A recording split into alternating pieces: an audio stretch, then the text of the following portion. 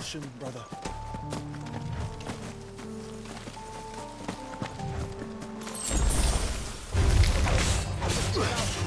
Get him! Go to him! Get him! Enough!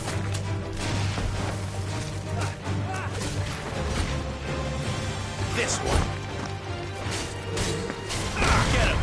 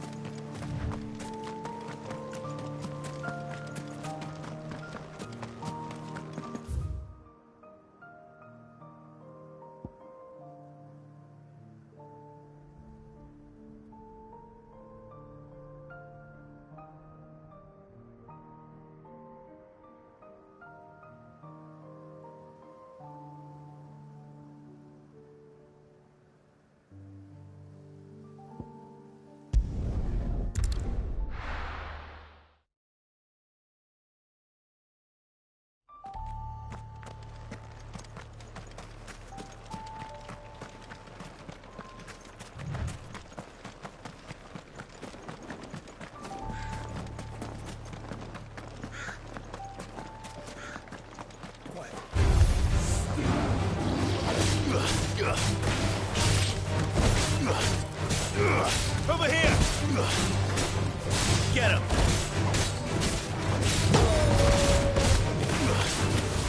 This one!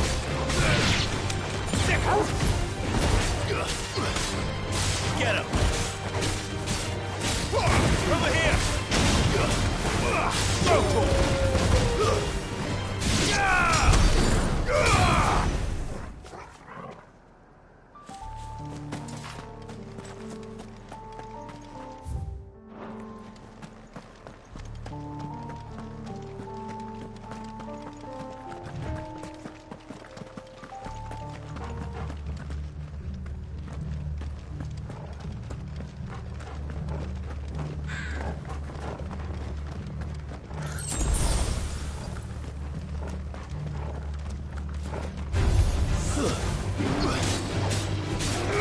Over here!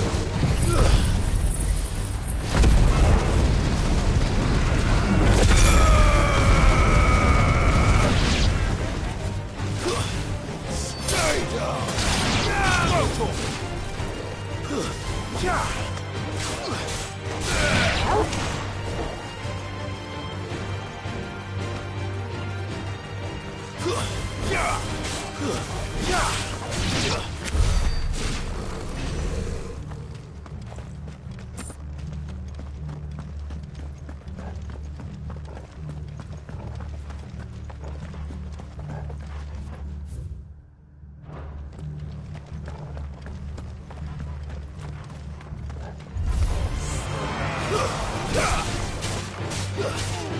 Over here! Go to him! Get him! Go to him! Sick him!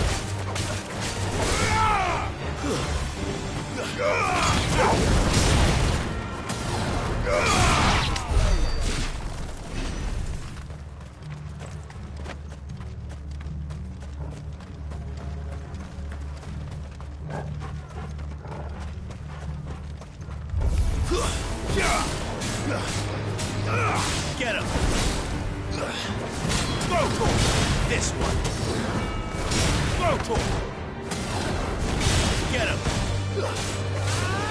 Go to him! This one!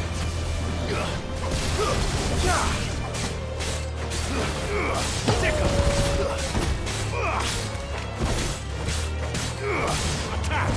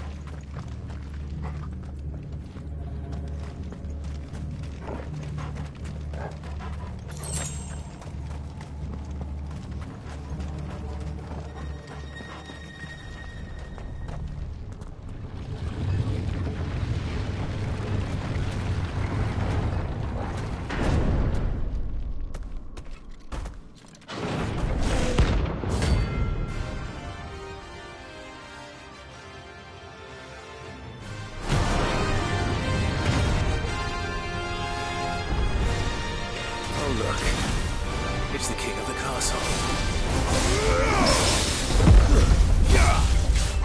Go for it!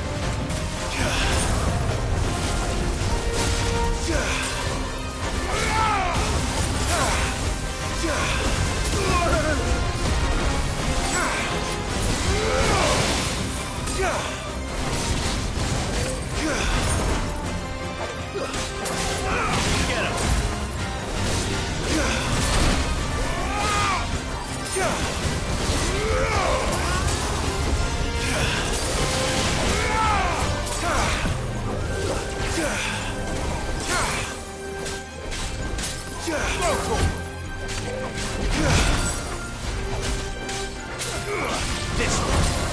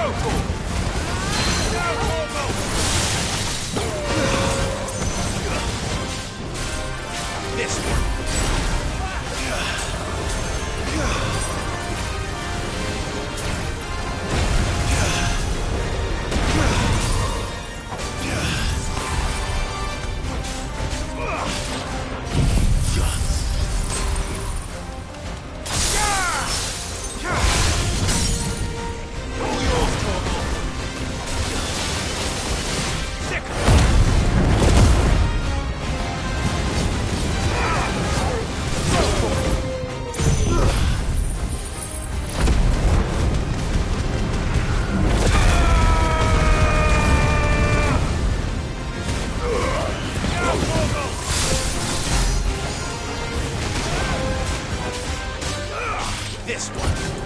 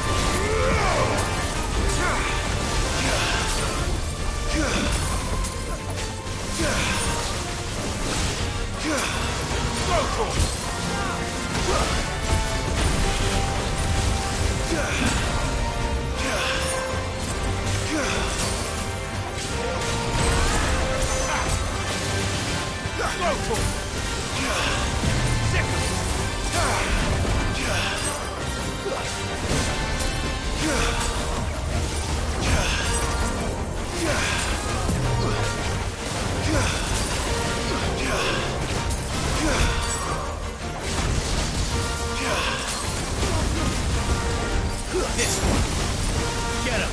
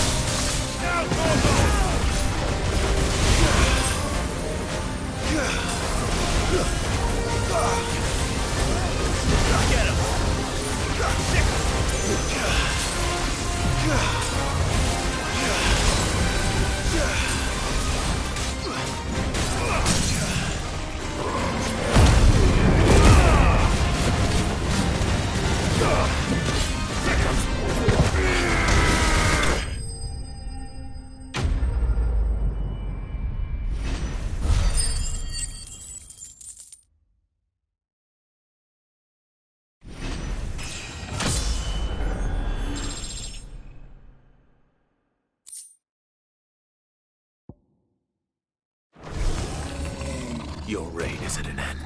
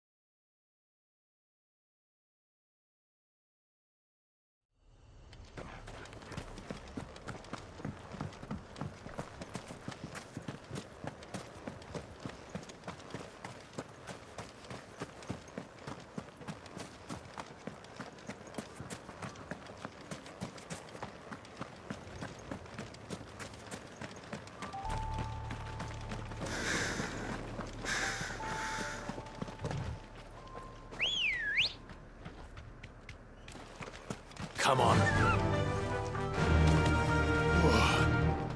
Yeah.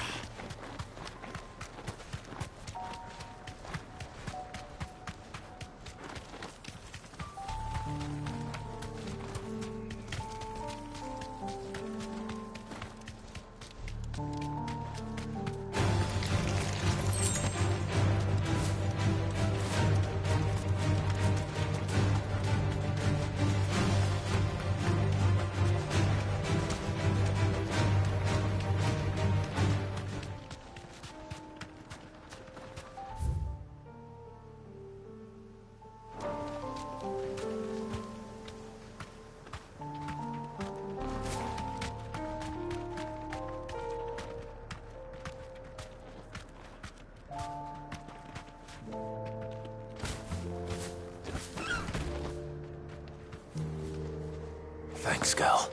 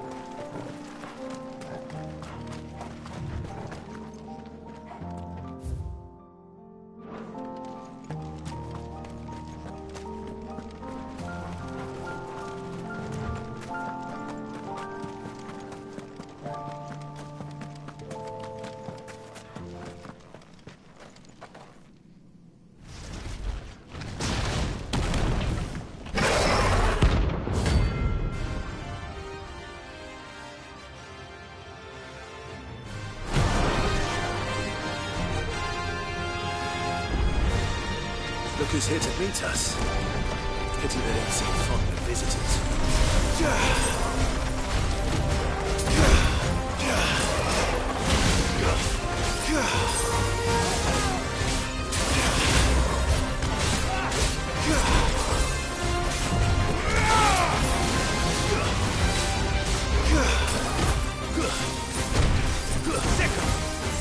This one.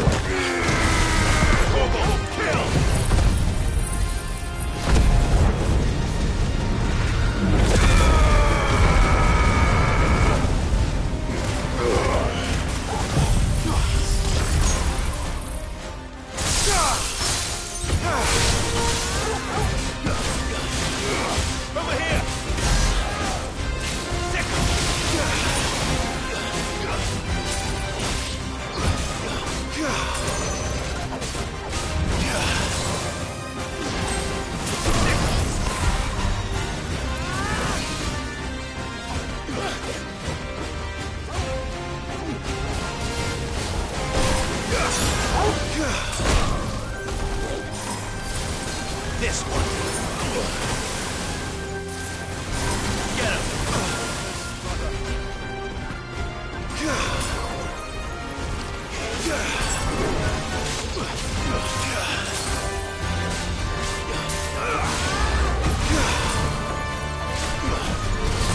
Get him.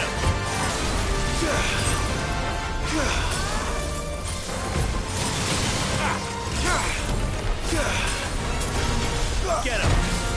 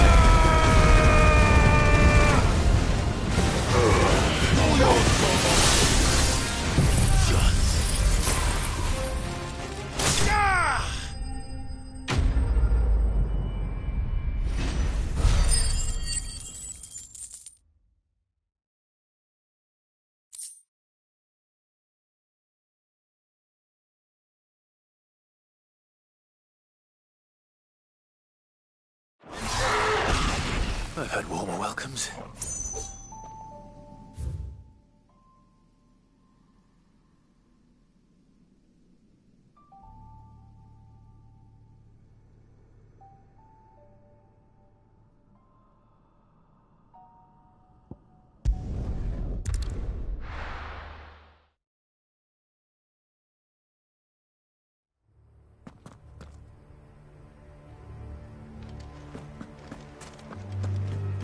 Doris is waiting for me near Balmung Dock. The longer she's out in the open, the more likely she is to be found by a Kashik. I need to hurry.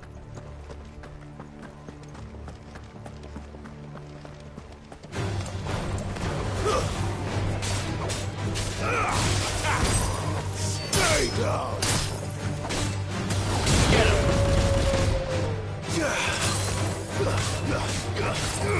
Attack!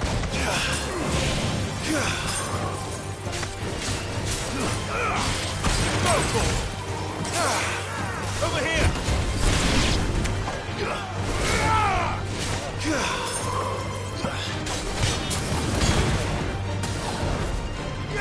Over here!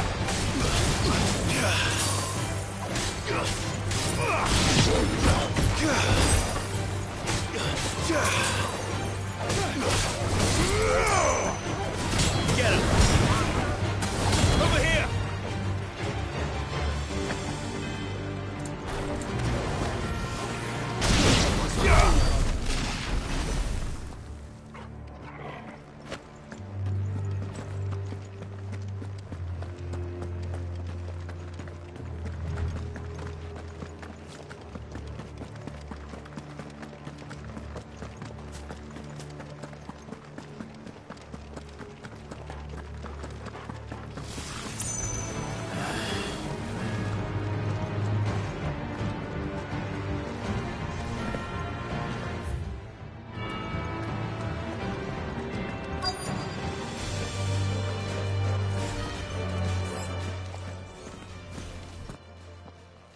There were no guards, I take it.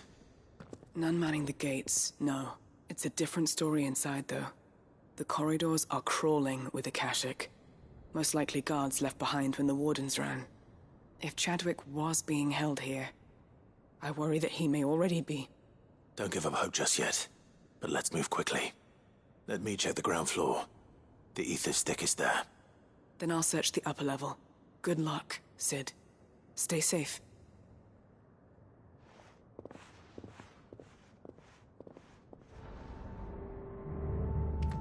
Just how bad are the floods inside the walls? Bad enough to turn a bearer?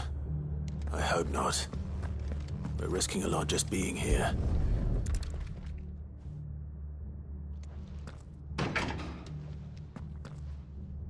Locked up tight.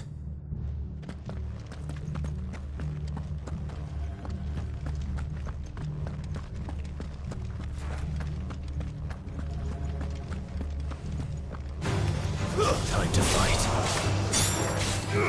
This one. Go for it. Get him.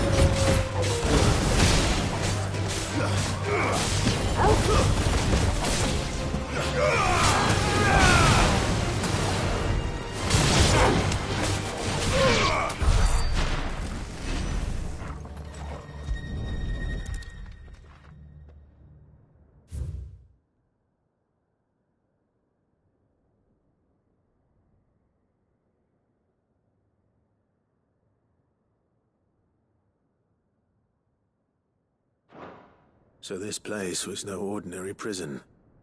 And I doubt they'll have taken the creature with them when they fled.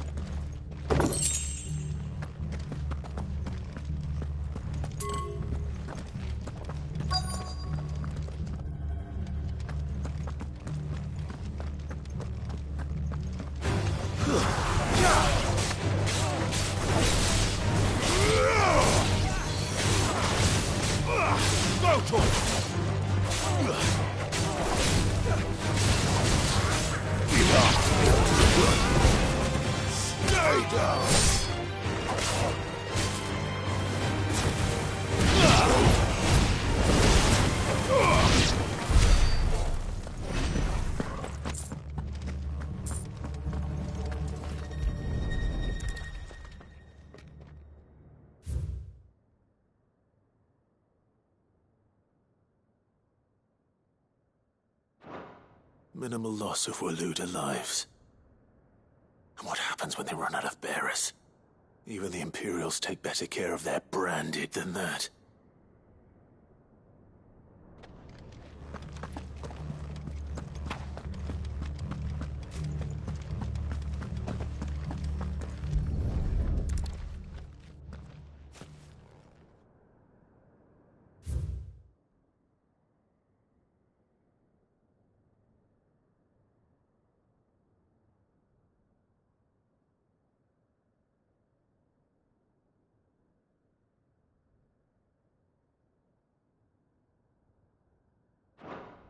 They were feeding bearers to it.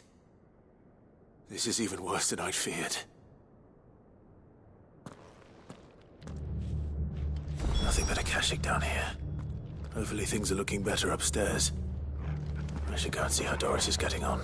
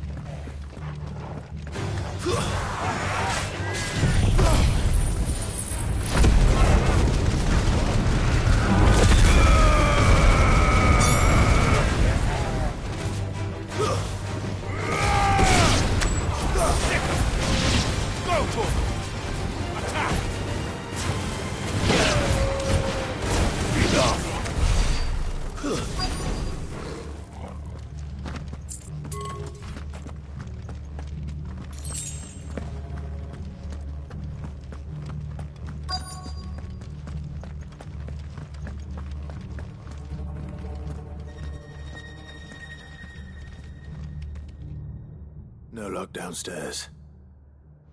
But I did find out that this place was more than just a prison.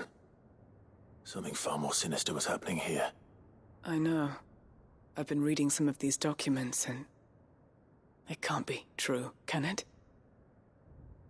Bearers die every day in service of their masters, but this is so much worse. Pitting bearers against a wild beast armed with nothing but their wits? And all in order to bring about more death. And not just those who could fight, but the elderly, children even. And those who wouldn't or couldn't were disposed of. Whatever that means. I'm afraid it means they were fed to the monstrosity they kept here. Then we're too late. And I was a fool to bring you here. Don't say that. Did you find anything else? A key. But it doesn't fit any of the locks on this floor. Perhaps it will fit one of the doors downstairs. There's a corridor I haven't searched yet. Finish up here, then come and find me when you're ready. All right. I'll be there in a moment.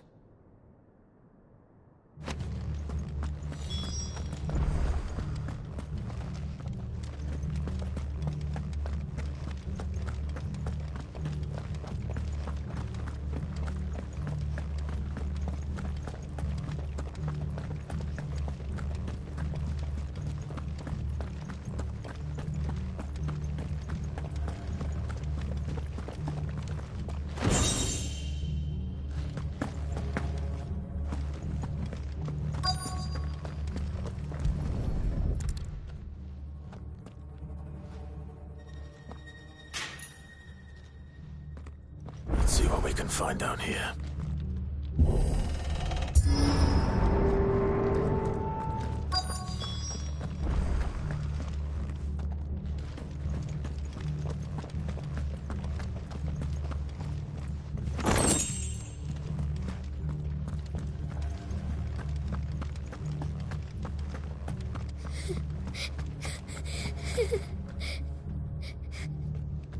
survivor.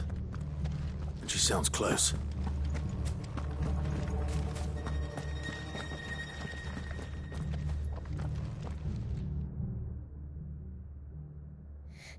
Who are you? There's no need to be afraid. Are you alone? Are there any other survivors? Some of the guards. They're still here. But something's wrong with them. Everyone else was eaten by the monster. Of course there were. Thank the Founder. It was worth our coming. But I'd rather we didn't linger. Are you ready? Ready when you are. You poor thing. You must have been terrified. Did Chadwick send you? What? He fought the monster. Distracted it so I could run away. He must have sent you. He promised to free the others too. Where is he? He opened your cell, didn't he? You wouldn't be here otherwise. Chadwick.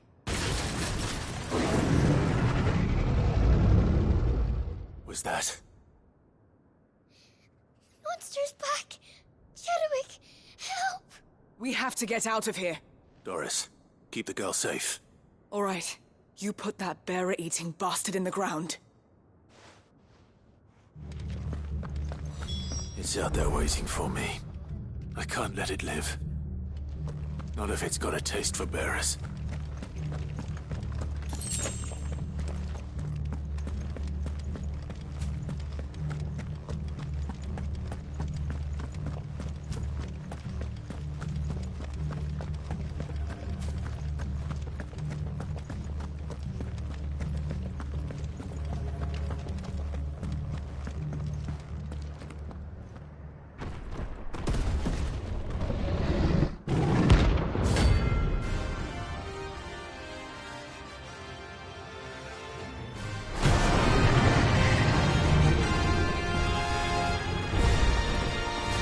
Will wreak havoc if it ever leaves the prison.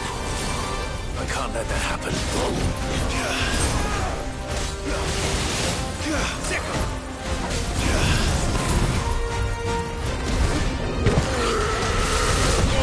Kill! Attack! This one.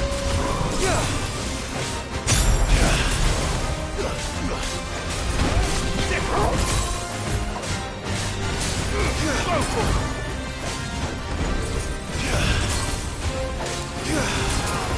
Over here! Go for it! Second!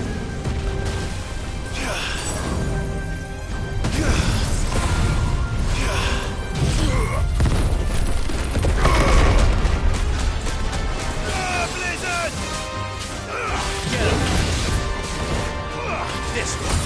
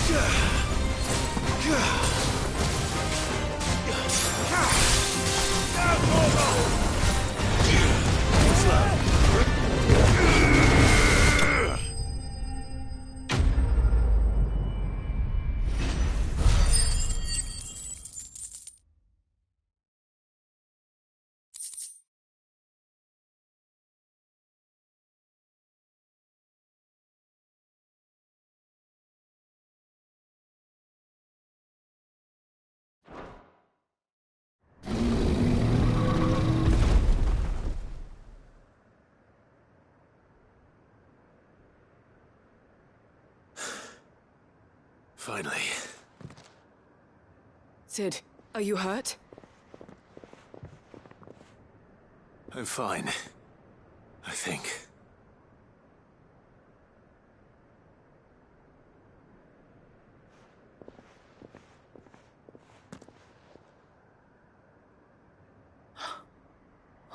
No.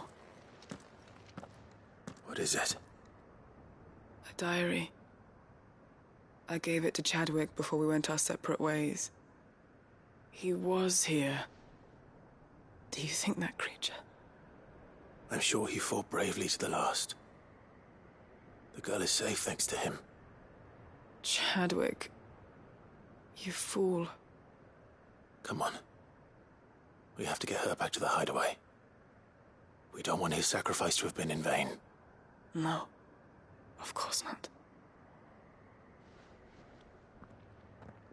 I'll see that she's looked after from now on. It's the least I can do.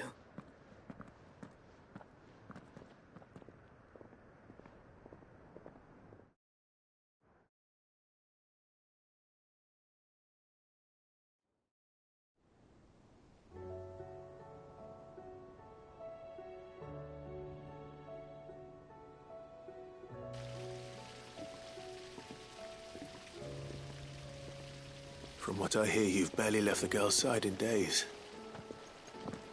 I hope she's recovering from her ordeal. She is. Slowly but surely. She's far tougher than she looks. I thank the flames we found her. If we hadn't... I know. But we did. I'm sorry we weren't able to save Chadwick. There's no need to apologize. Without your help, I would never have found out what happened to him. How he fought to the bitter end to save her. To save Haida Marie. That's the man I remember. The man I thought of as a brother. I wish I could have met him. I'd like to hear more about your past. If you don't mind, that is. Of course. You already met my former master. She trained Chadwick and I to do two things. Kill and obey. We were supposed to be sold to the highest bidder when the time came. But no bid was ever high enough to convince her to part with us. For years, we were her daggers in the shadows. But we could never quite shake our doubts about the things she made us do. And then, one day, we just couldn't do them anymore. So we escaped. But staying together was out of the question. They would have found us too easily. After so many years of training, the pull to serve was always strong. It scared me to think he might have taken another master, become a dagger in someone else's hand. But even in captivity, the battles he fought were his own. And he died not as someone's tool, but as a hero. Haida Marie is proof of that. Bearers can cast off their shackles. And the Cursebreakers will show them how. I'll fight until my dying breath to see it done. For Chadwick, and for all of us. Thank you, Doris. We'll be counting on you.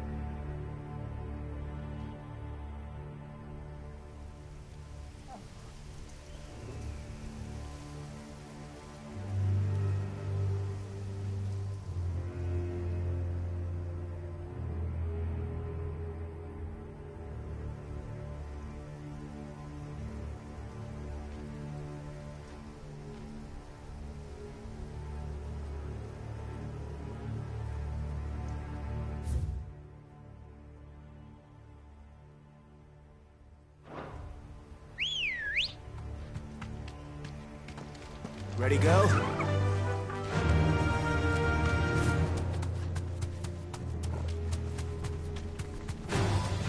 Time to fight.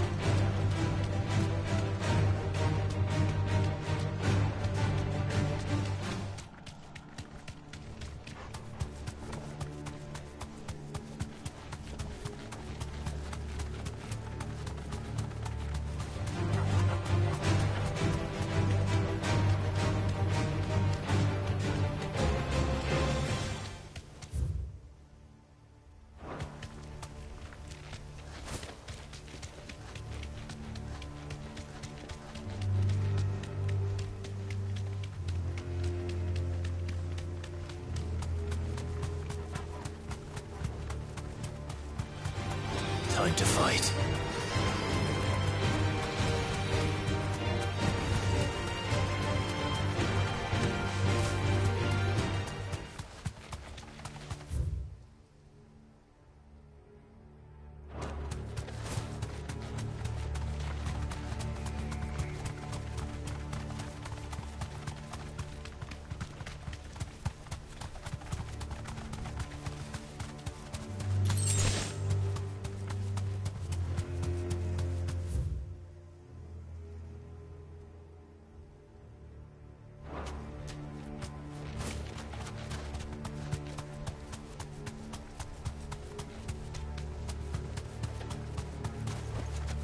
Straight home now.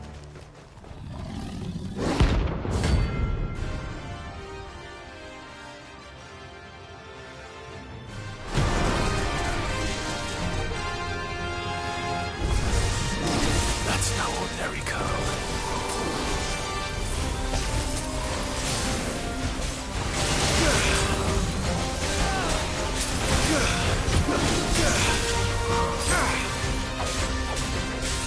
Get him!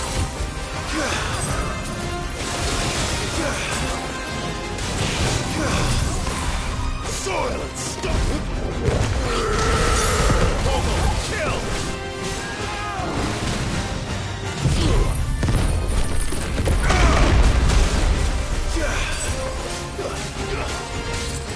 This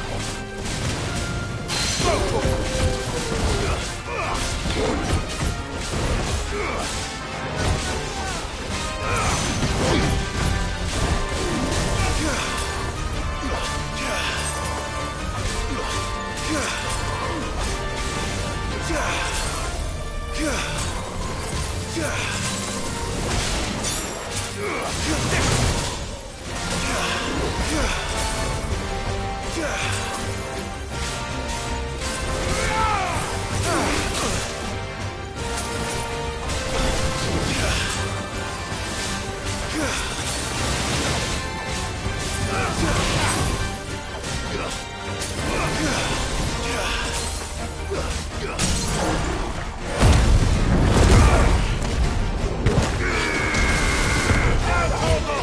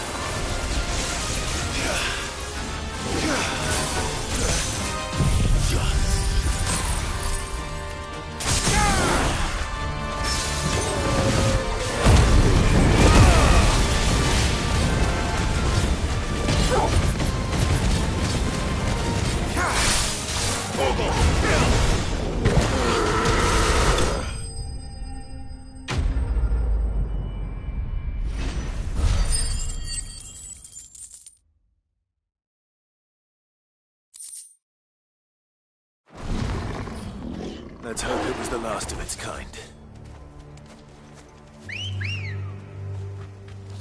Good girl. Run like the wind.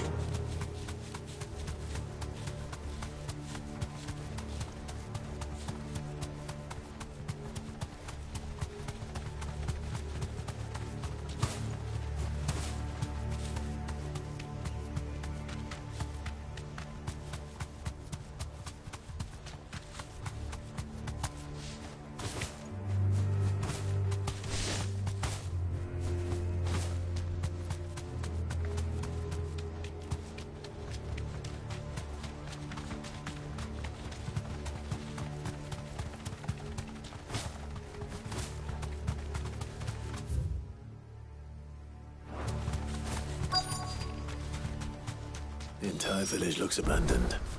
Now, which house would a bookworm live in?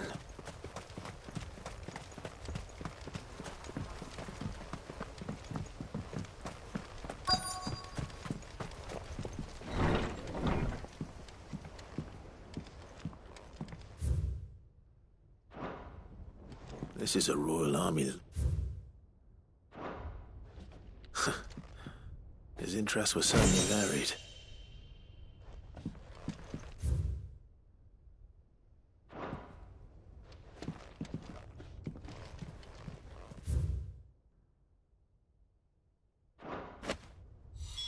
This is it. But if what it says is true, I need to get this back to the hideaway.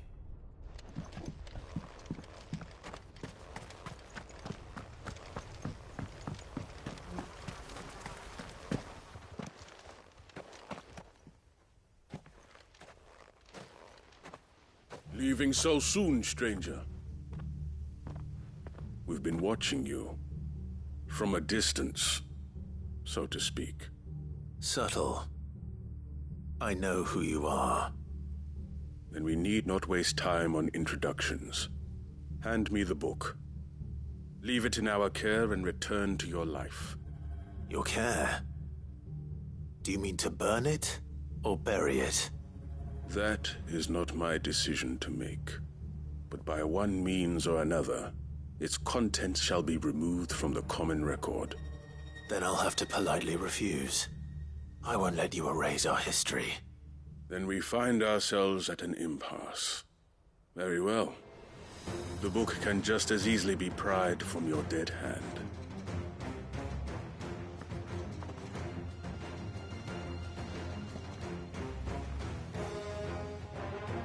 Let's see, shall we?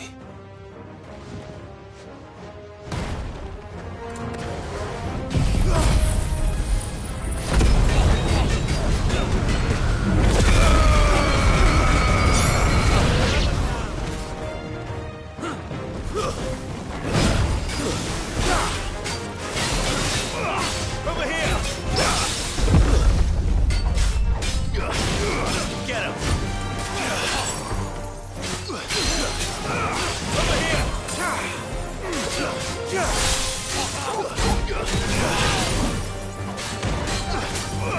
Go to him!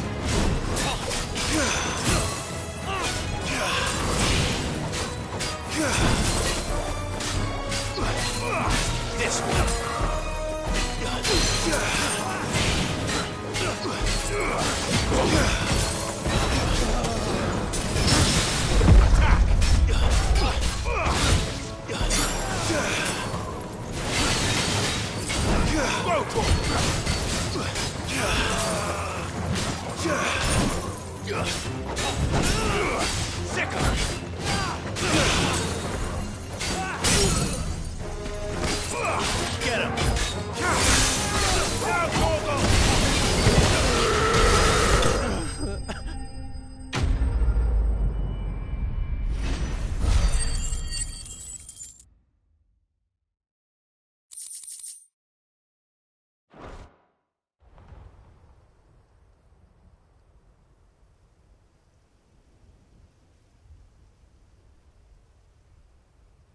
Impressive.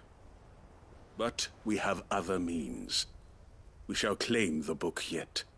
Why do you want it so badly anyway? It lays out in no uncertain terms the vanity and avarice of mankind.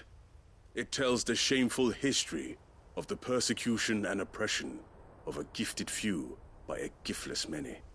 Would you say that this interpretation was correct? I don't know. You don't know. Your sword may be sharp, but your wits are dull. So let me answer for you. There is no correct interpretation of history. That a series of events took place may be proved beyond a doubt. But there can be no single, immutable explanation as to why they came to pass. It is a question of numbers and of belief. If enough people believe that a set of events occurred for a reason, that belief becomes the truth. So you're trying to control the truth? We are trying to protect people from themselves, from knowledge that would bring them naught but pain. That is all. You may keep the book, for now. The world is small. We shall meet again. Until then. Wait! Damn it. Let's get this back to Vivian. Perhaps she can explain what that was all about.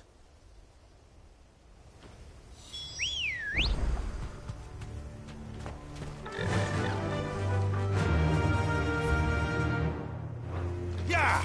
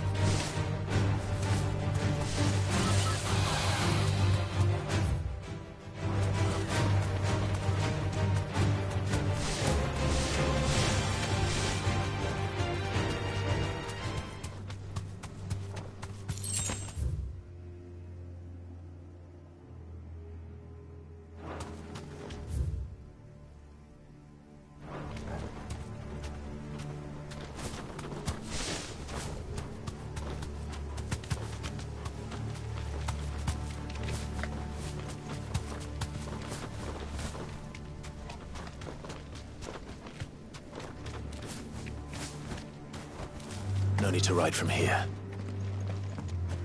This must be the orphanage. Hopefully the registry is still here.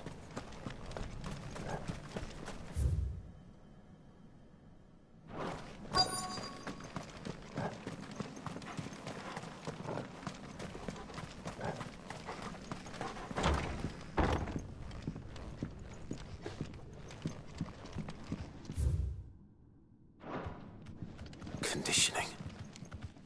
This is disposed of. Herman wasn't exaggerating. It's a wonder he survived this place. I need to find that registry.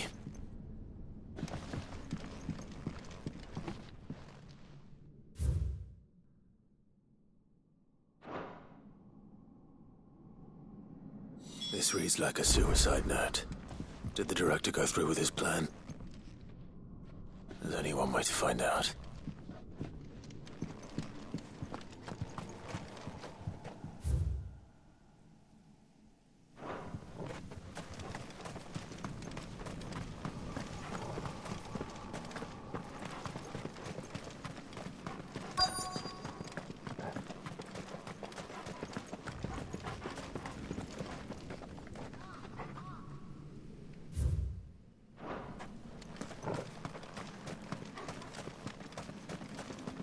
forked white tree.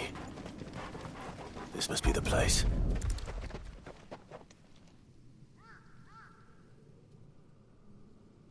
Could he really be buried here? There's something hidden among the roots. Let's see.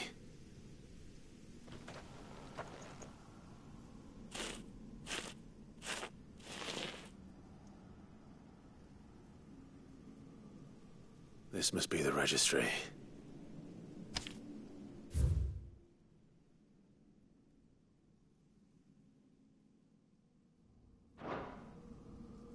So many names. This place was a slaughterhouse. But where is the architect of all this misery?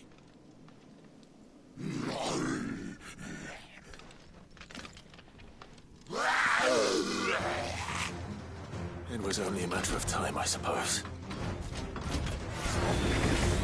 This place is cursed.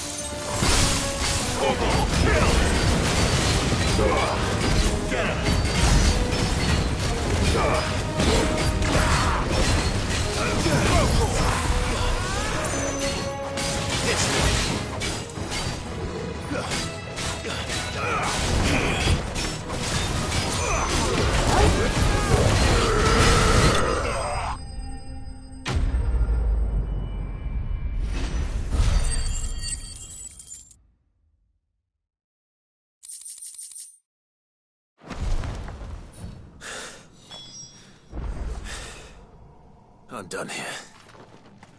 Let's get the registry back to Herman.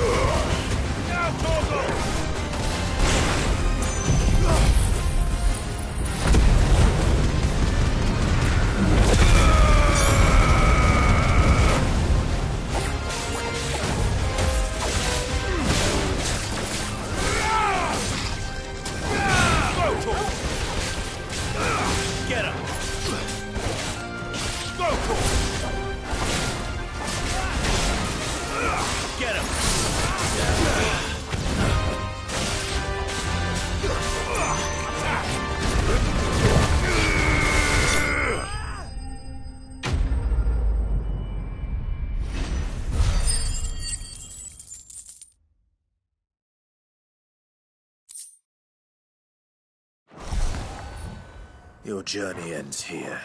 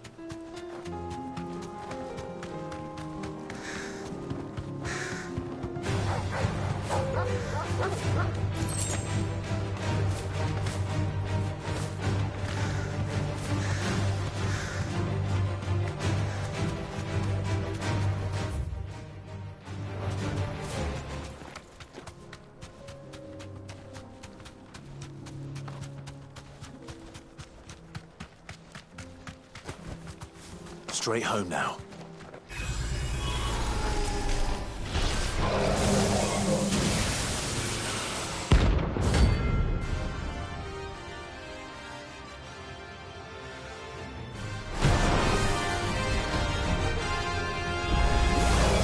Another of your friends, Arthur.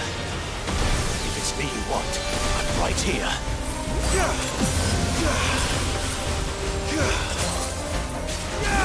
This way. Over here! This way!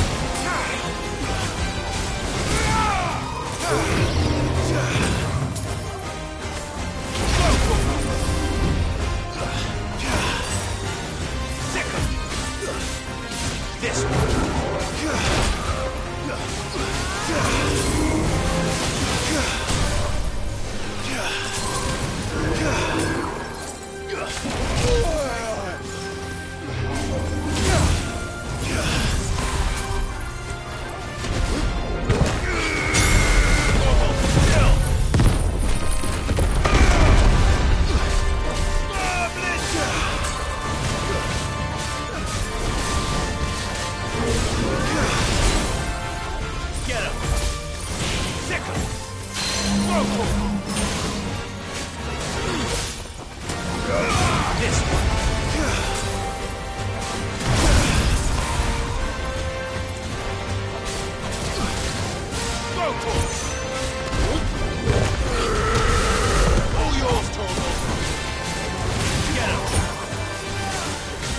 Over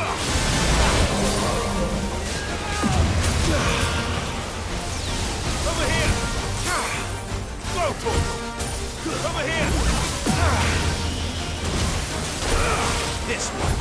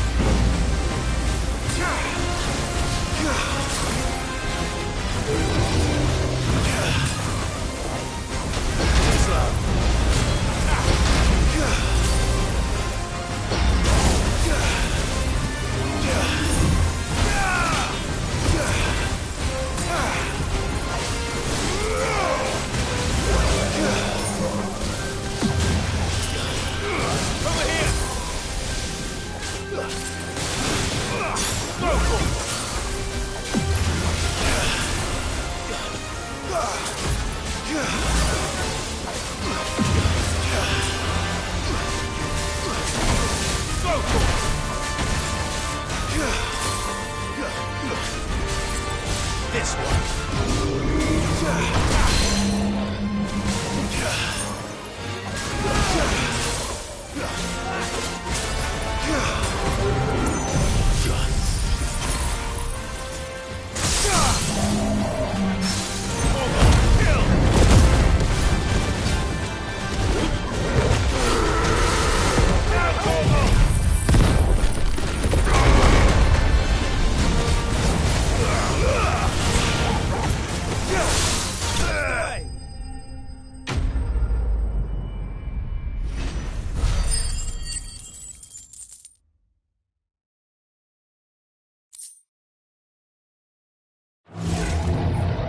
And don't come back.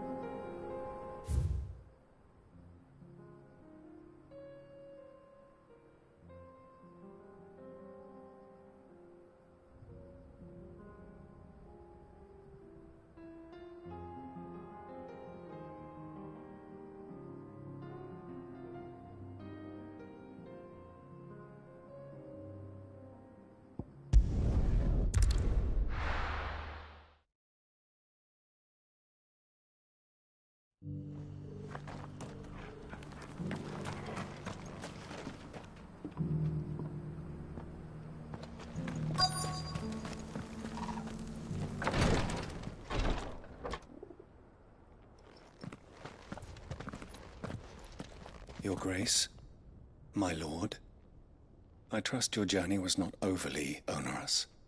Cyril, you found a letter from Father. Yes, I have it here.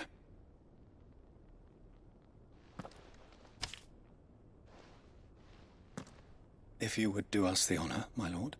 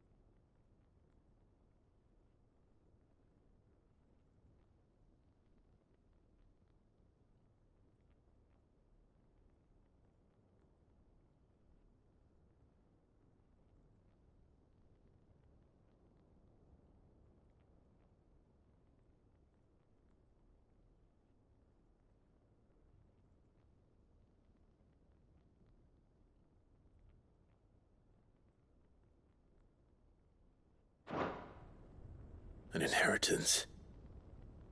It would seem the late Archduke penned this missive shortly before his passing. The day before we left for Phoenix Gate.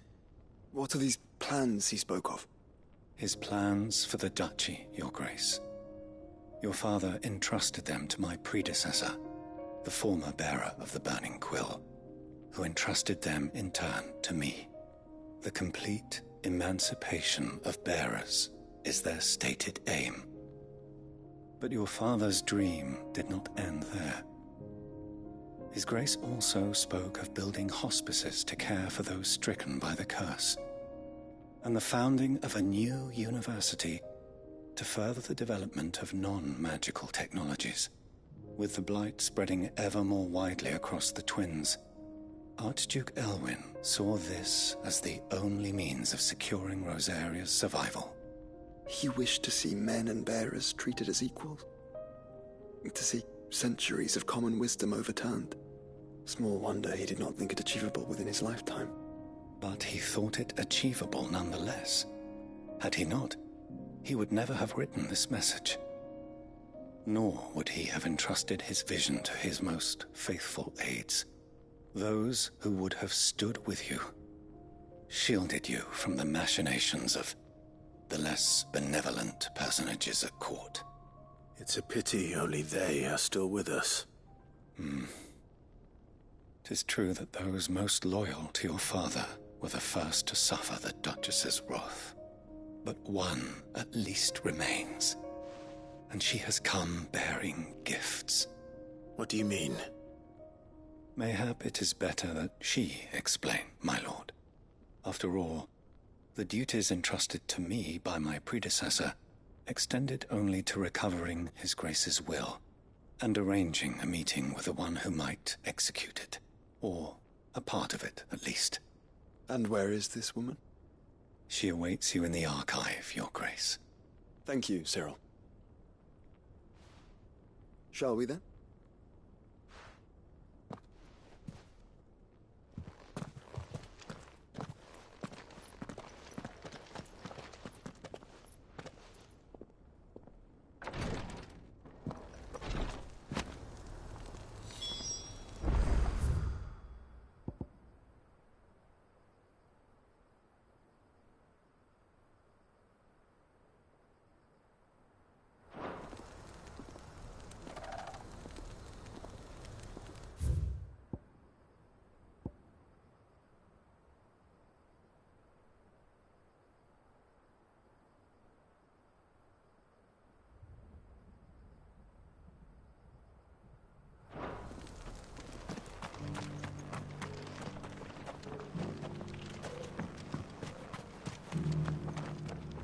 Are you buying or selling?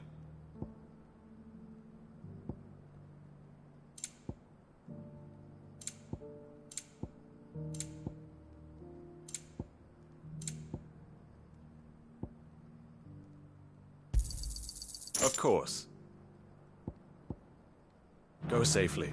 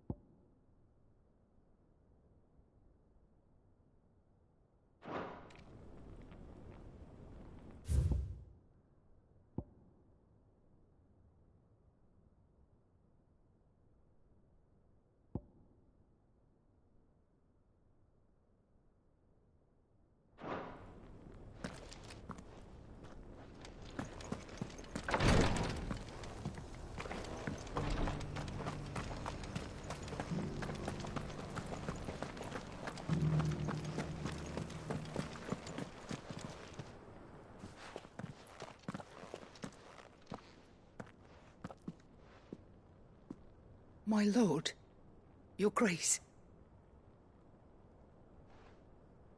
I hardly recognize you. I am Goditha, retainer of House Rosfield, loyal servant to the Phoenix and his shields.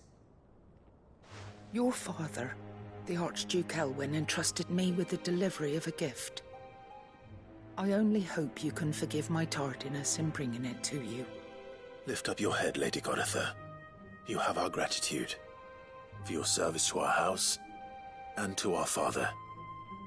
I merely did my duty, as any proud Rosarian would. My lady, perhaps you could explain a little more? What exactly is the gift you bring? As I'm sure you know, it has long been the custom for the children of House Rosfield to be presented with certain keepsakes upon their coming of age. Indeed it has. Our father often spoke of the day when our turn would come. And had he lived to see it, he would have presented you with the treasures I bear. Matching armbands for you both. Alas, he did not live. Indeed, he was taken from us even before they could be completed. He had intended to claim the Heartstone with which each armband was to be finished himself, but it was not to be. And his gifts remain incomplete. I see. It saddens me to bring them before you, as they are. It was your father's wish that you be presented with the finished articles, not these works in progress. But with his grace long since gone, and the stone left unclaimed, I had little choice. You are grown men now, and his house is yours. And while I would not presume to insist upon your claiming the Heartstone in his stead, I know that nothing would have pleased him more than for you to do so. Thank you, Lady Goditha. What say you, Clive? What else? Of course, my lady. May our father's will be done. Oh, I am much obliged. Do you know where we might find this Heartstone, my lady? I do. Though it may be a matter of a good deal more than simply happening upon it. It is found in the bellies of elder griffins, you see. We do at least know where to find one. A certain specimen has made its nest in Titan's Wake, not far from here. A certain specimen? You are most perceptive, Your Grace. In answer to your unspoken question, yes. In fact, this is the very same beast your father meant to slay. I have been tracking its movements since you were but a boy. Were you to slay it in his stead, as men of House Rosfield, it would surely make your father proud. What say you, Joshua? What else?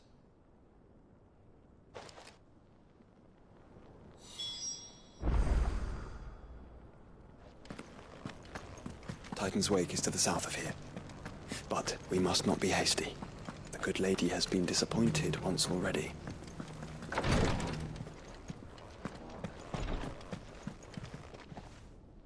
Lord Marquis, if you have a moment. What is it, Cyril? One of our brethren lately journeyed across the strait in order to pursue a new avenue of inquiry in our ongoing investigation. He sent an owl some while ago, but we have heard naught from him since. Was he surveying another fallen ruin? No. The object of his study was a savior cult that has arisen in Ash in recent years. We believe it may have some connection to the Circle of Malleus, an ancient religion that worshipped Ultima as its god. By gaining an understanding of this new faith, we hoped to learn more of the Circle's original beliefs. And so you sent one of your brothers to Ash? A continent teeming with orcs and Akashic? Fully cognizant of the risks, yes. I entrusted the mission to one of the most able of our order, the Third Chair, a master of the arts of combat and survival both. Though he has been silent for some days now, I have thus far refrained from sending any others in search of him, lest they be lost in turn. Yet, it seemed only right to inform you of the situation.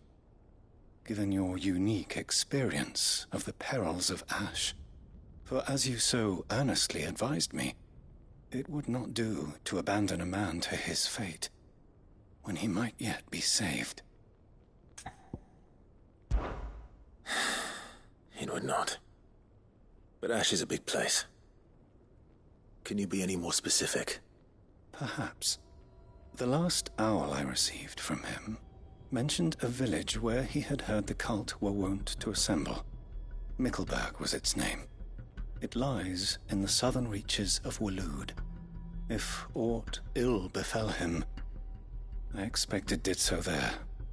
Right. I'll see what I can do. You are much too kind, my lord. Go then, with my hopes, and may the Firebird's flame ever burn in your heart.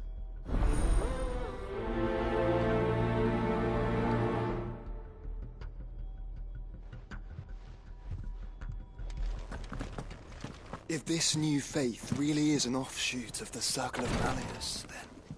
Let's concentrate on finding the third chair first, shall we?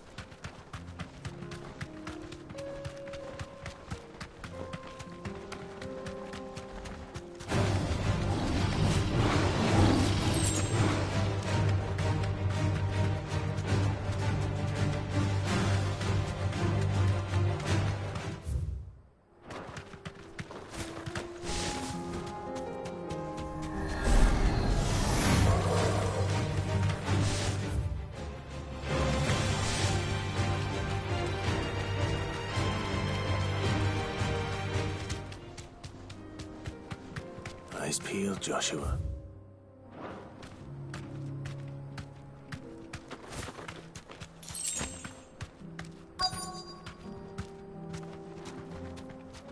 You deserve a rest. There it is. For House Rossfield.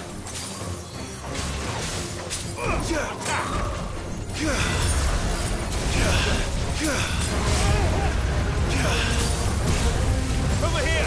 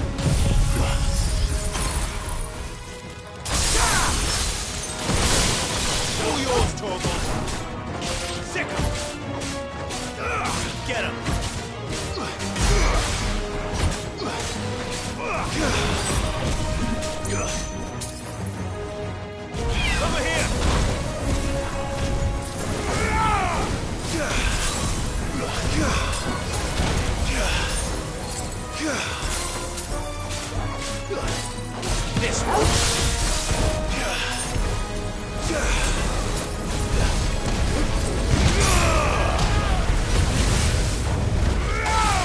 To me, blades!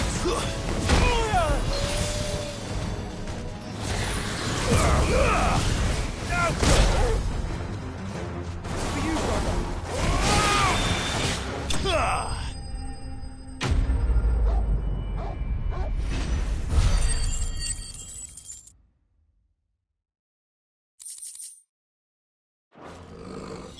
Is this the Heartstone? I expect Lady Goditha will know.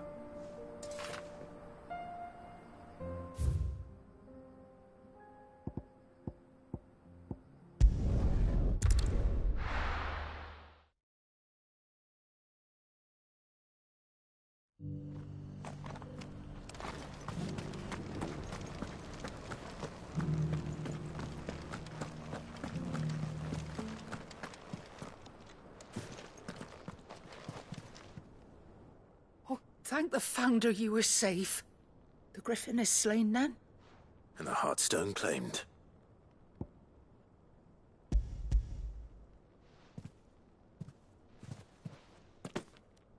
Yes. This radiant luster, like frozen flame, it is just as your father described it. Thank you, my lord.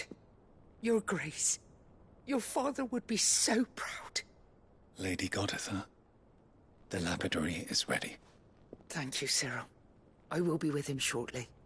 If you would excuse me, I shall have the stone cut and set forthwith.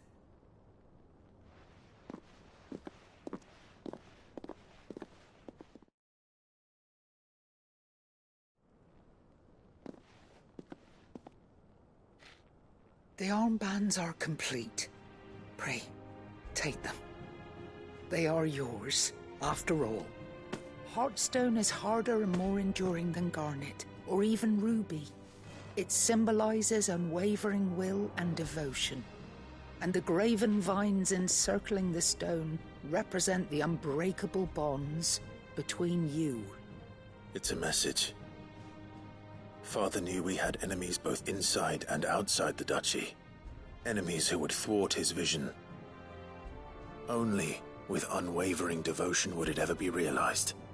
And only if we stood together, as Phoenix and Shield, as brothers in arms. Only then might those enemies be overcome. Indeed. His Grace knew the enormity of the task he would entrust to you, his heirs.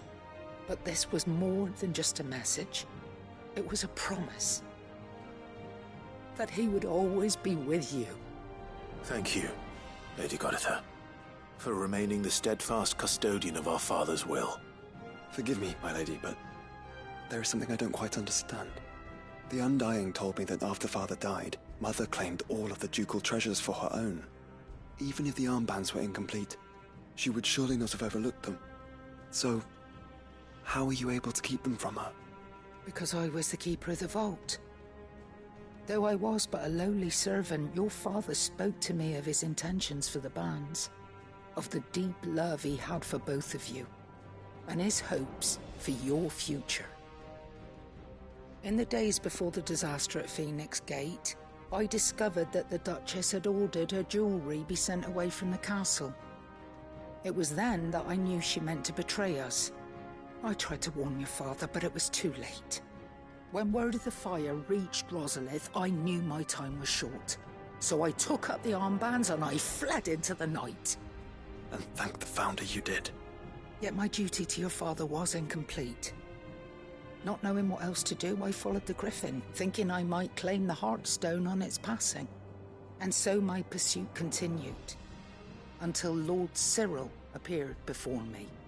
He informed me that His Grace's will had been recovered, and that his sons were alive and well. Lady Goditha, on behalf of my father and all the people of Rosaria, I thank you for your loyal service. As do I. Thank you, my lord. Your Grace, for coming back to us, for giving my service meaning.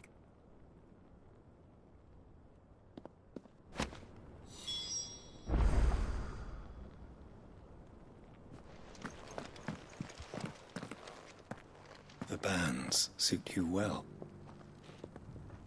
It must be gratifying to finally receive the inheritance that was denied you for so long. It is. And we thank you for the part you played, Cyril.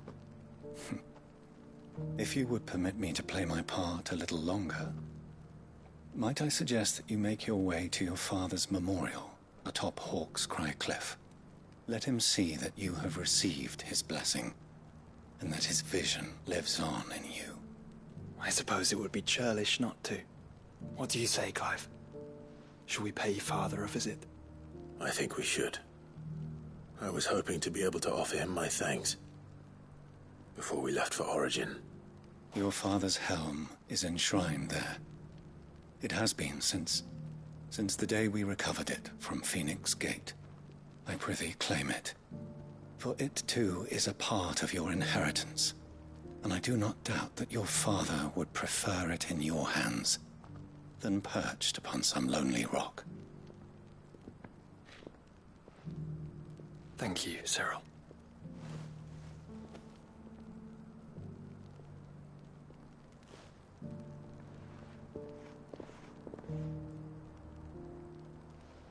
Come on, Clive.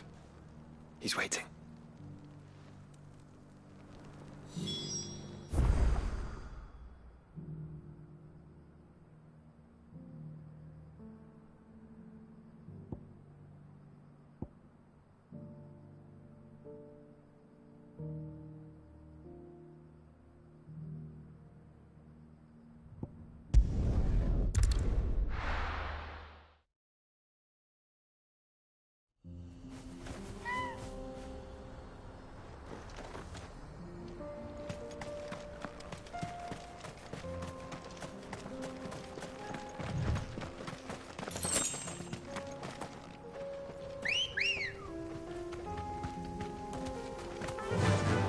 Fly, Ambrosia.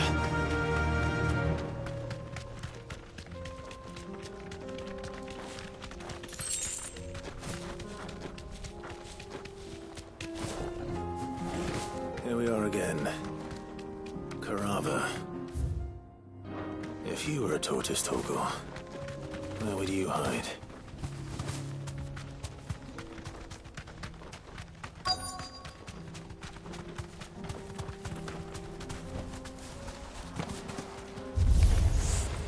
Looks like we found him.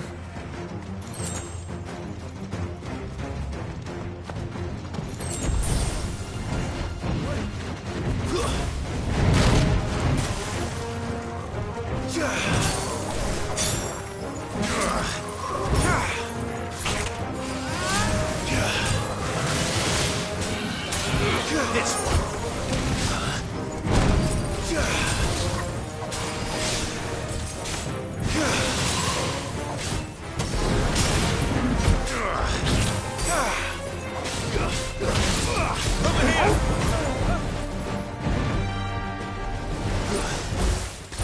This one.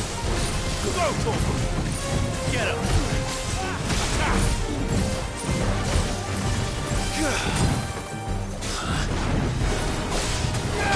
This one. Go for it. Get him.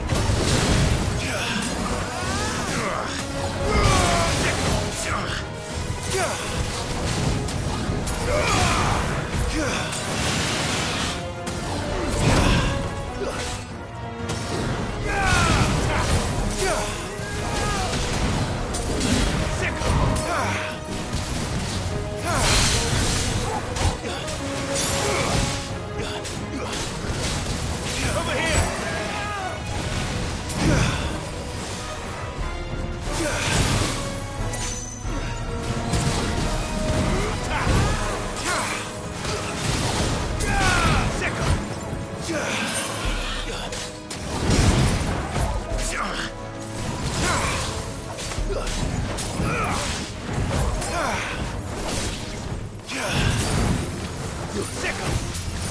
Go for it. Sicker. Over here. Go for it.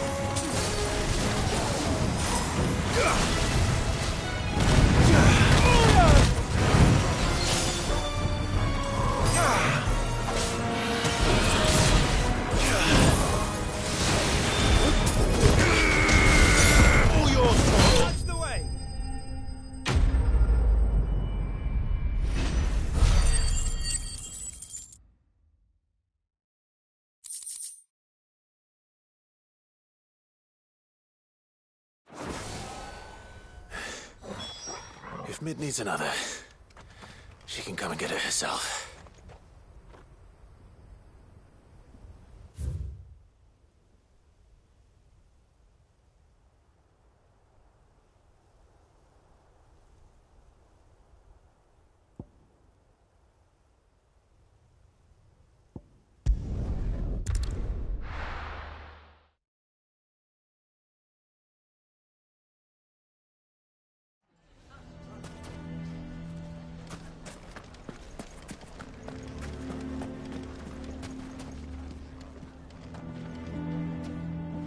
Here to help me pack?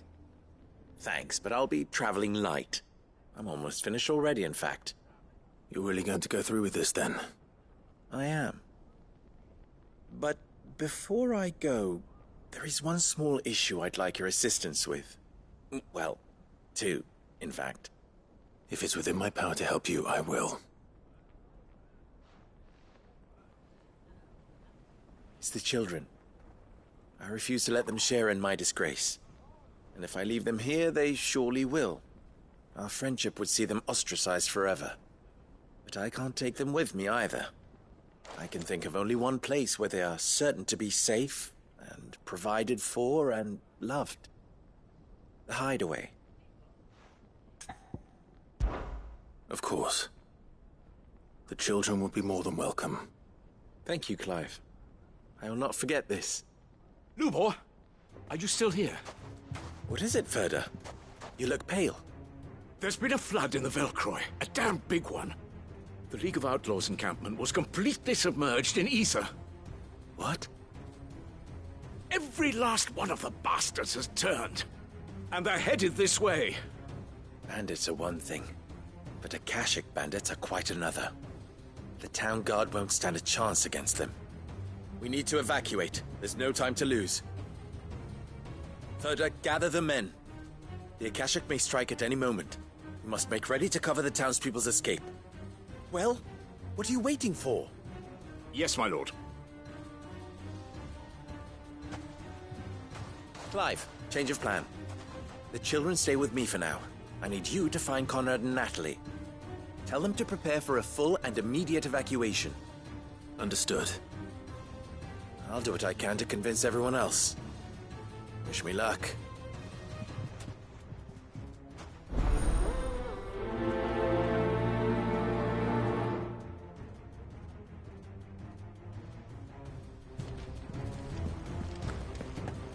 What's an You Akashic? have to listen to me.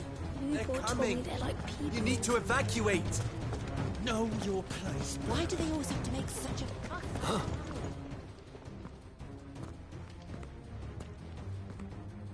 Ah, it's you.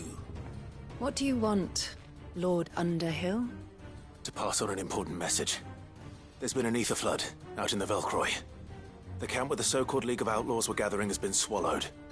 They're no longer just bandits. They're Akashic now, and they could be here at any moment. You need to begin preparing for a full-scale evacuation right away. Oh, do we? And who was it who gave you this disturbing news, might I ask? Lubor, perhaps? The man spreading the same poison out in the square as we speak. You may believe his lies, my lord, but we know better. But why would he lie about something like this? Some twisted attempt at revenge, perhaps. If he had not been unmasked, he may well have been elected our leader. A great honor for one of his kind. One he might well feel aggrieved at having been denied.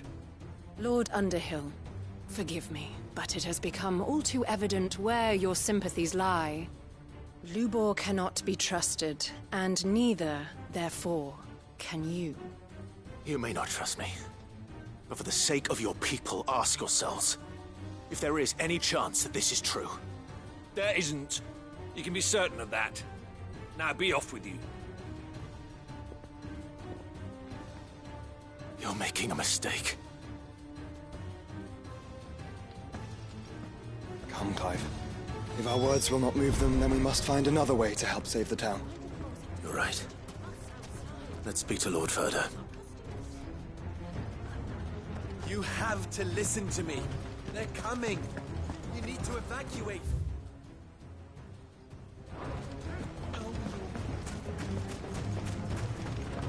I think we'd better shut up. What's Lubor raving about now?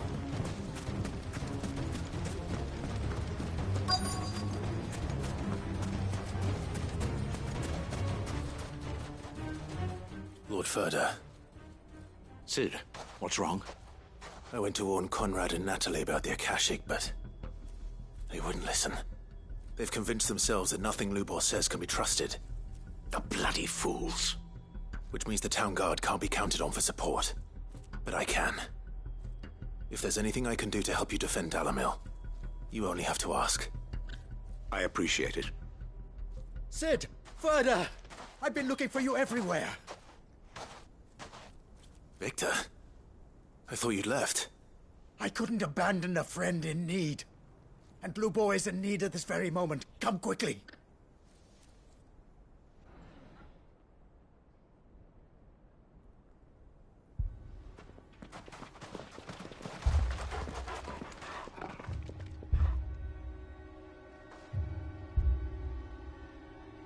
You have to believe me! The Akashic are coming! They don't eat, they don't sleep, they don't tire, and they don't care who they kill. They're unlike anything that's come before. There will be no parley, no mercy granted! We may have saved the town once, but this is different. I do not ask that you forgive me, but please believe me. If you do not run, you will die. You will all fucking die!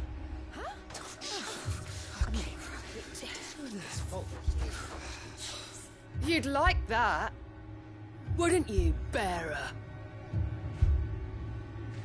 Yeah, with us out of the way, your kind will be free to claim Dalamil for yourselves. It's you who should run! Run, bearer! Yeah, run! Run! Far away! Run! Just go! Yeah. Yeah. Yes! Go! Come on, then. Go on! Go! Just go! Lubor. Wait. Someone's coming. Go. Come on. Stop! You're hurting him!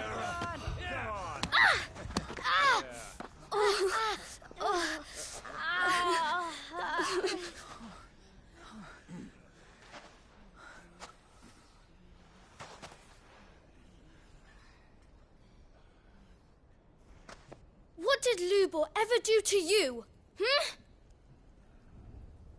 He solves all your stupid problems, and he keeps all of you safe.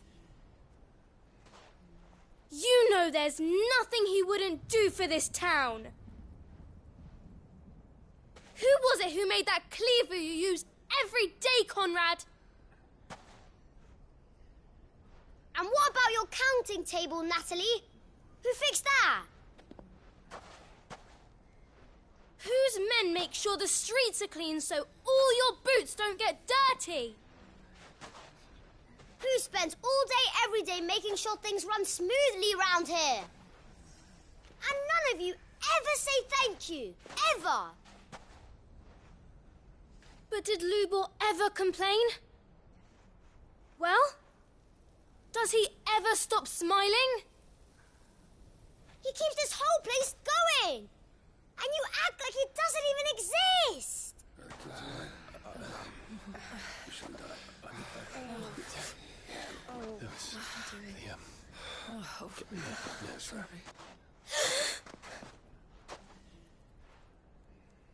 Lubor, we've heard enough.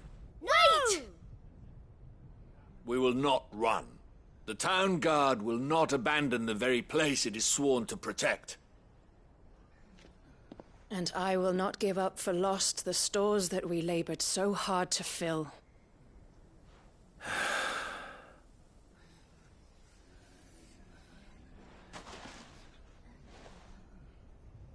So tell us, how do you propose we deal with these Akashic of yours?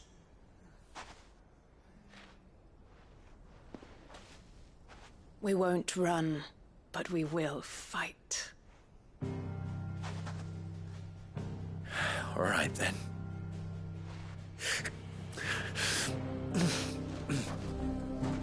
Fine.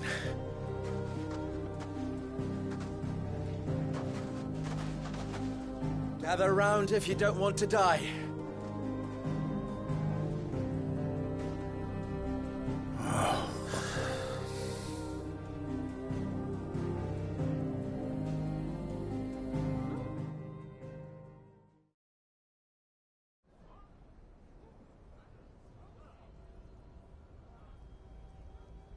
Allow me to explain the situation.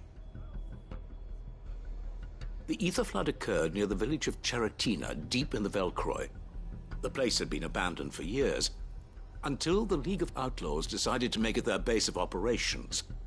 Now they're all turned, and if the scouts' reports are correct, heading in this direction.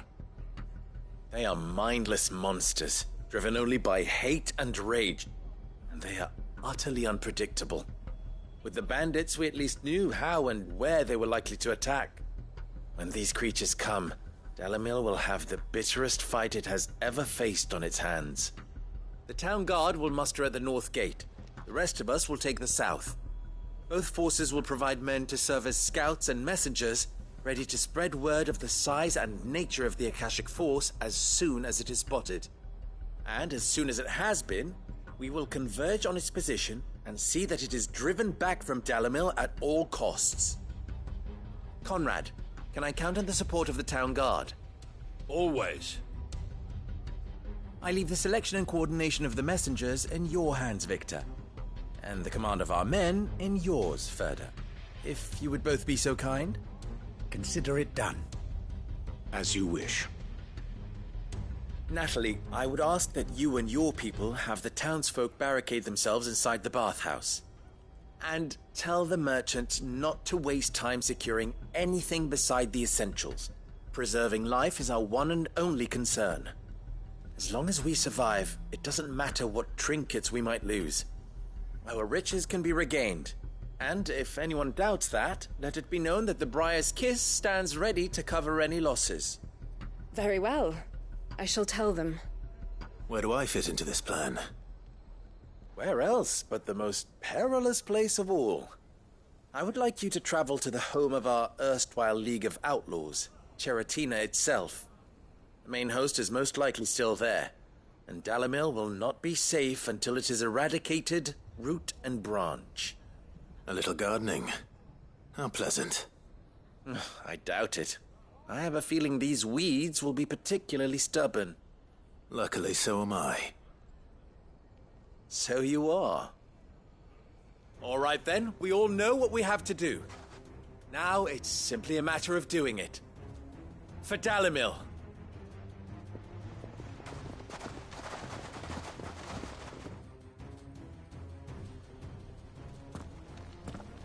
Looks like everyone's ready. I'd better not keep them waiting.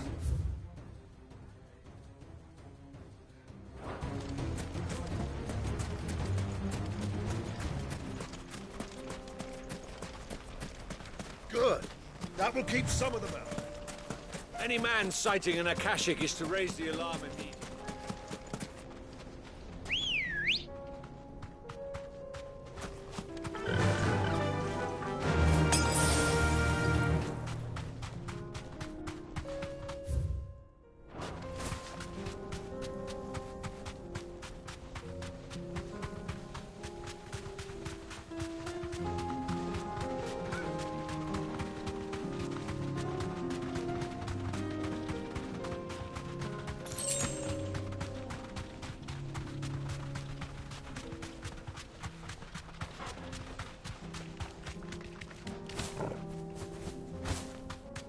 There it is. The flood. But what's waiting for us inside?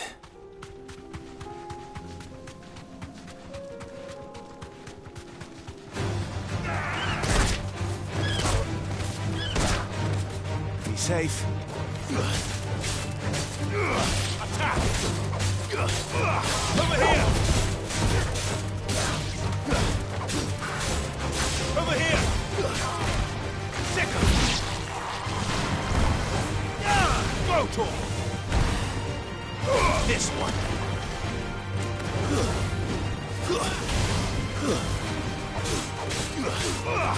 Over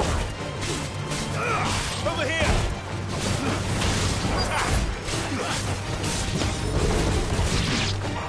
Over here! Get him!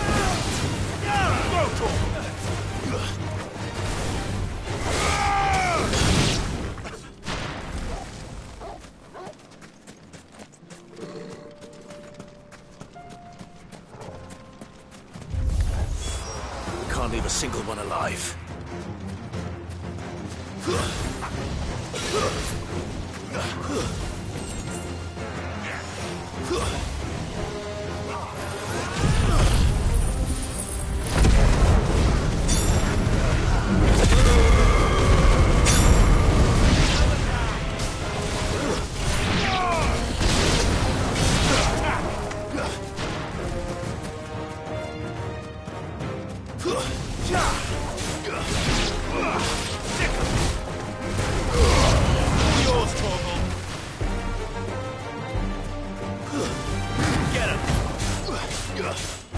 This one. Over here. This one.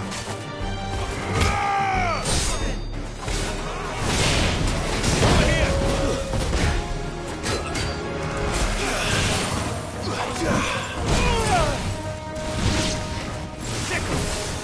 Over here. Get him.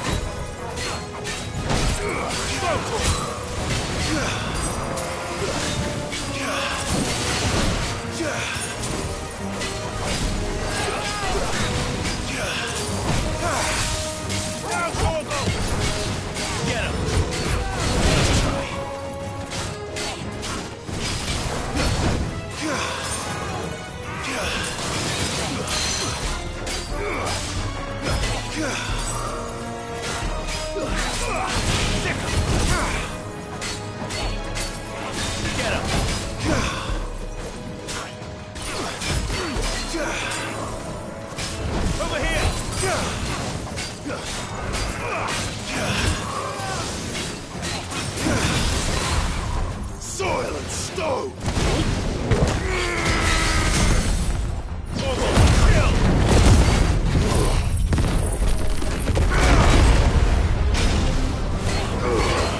All yours, Torgal. Torgal, kill!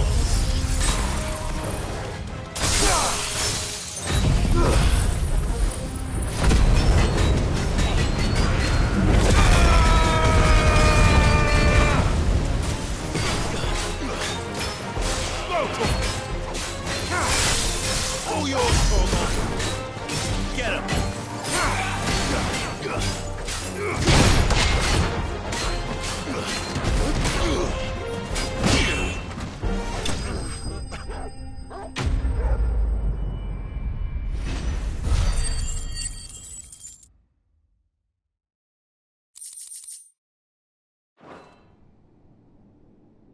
The League is disbanded. I should get back to Dalimil and see how the others fared.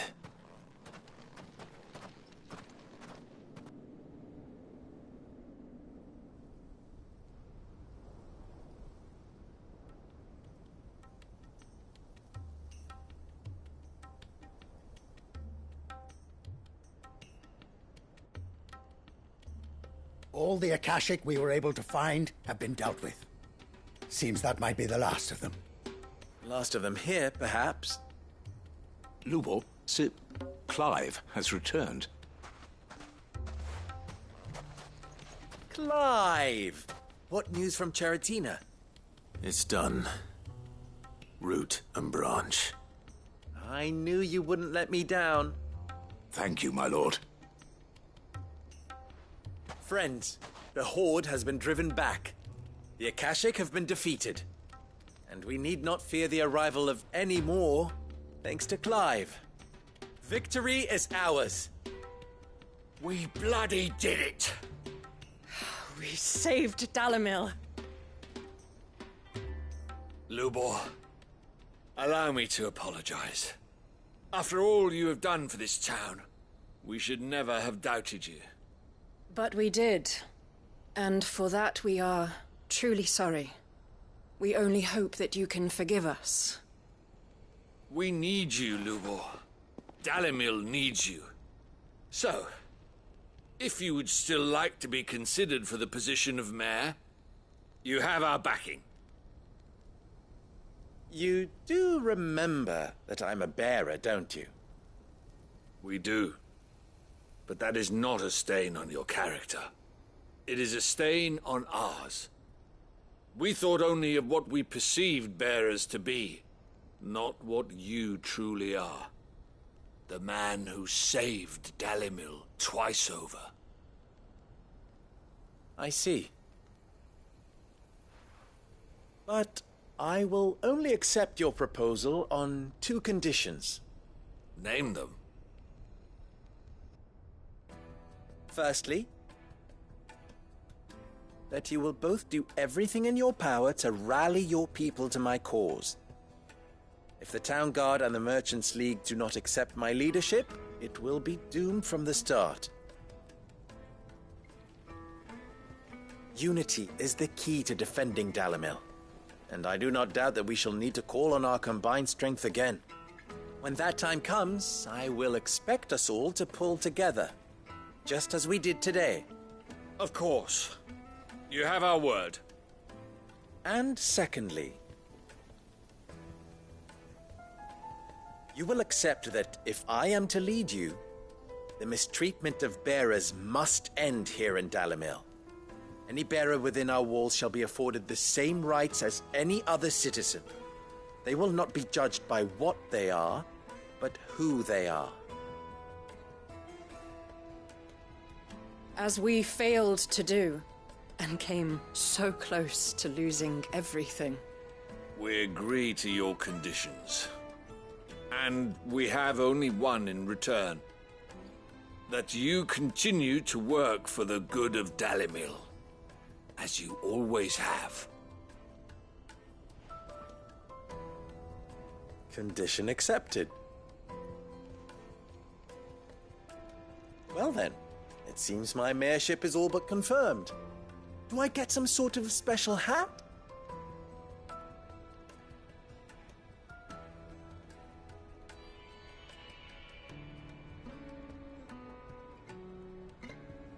How fickle fate can be. Not so long ago, I had resigned myself to leaving Dalimil in disgrace. And now, I find myself her leader. Here. For everything.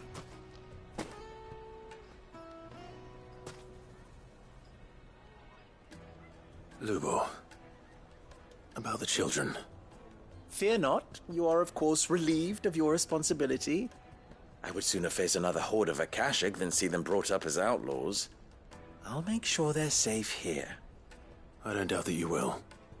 And not just the children, but everyone in Dalimil. I'll do my best. Can't have all your hard work going to waste.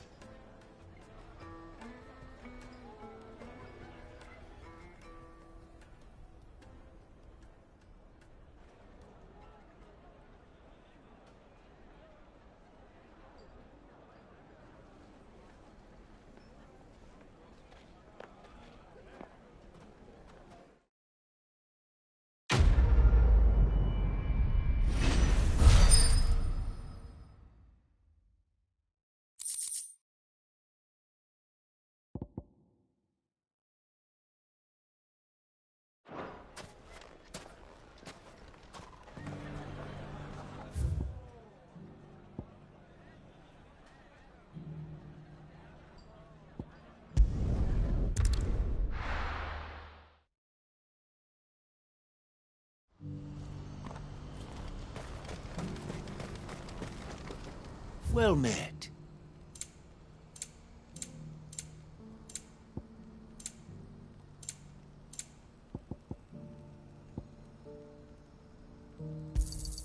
A fine choice. You've a discerning eye.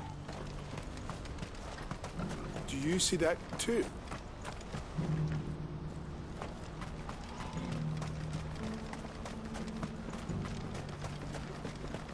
Papa? What is it? Please. Stop. I'm scared. It's all right.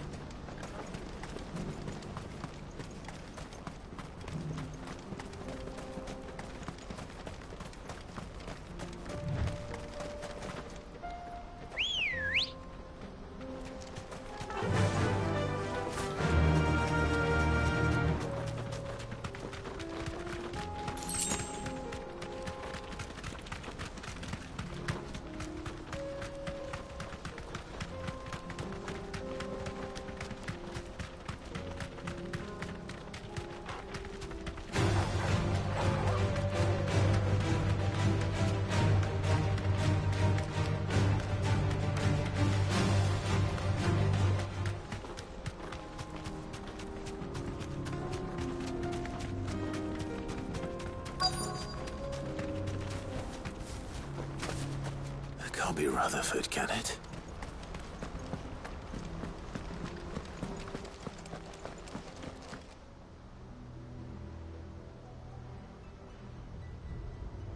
Turncoats and cowards, the lot of you! If it's a fight you want, it's a fight you shall have! Allow me. I don't need your... Please, Field Marshal, oblige him. This won't take long. You're right. It won't. Men, finish him.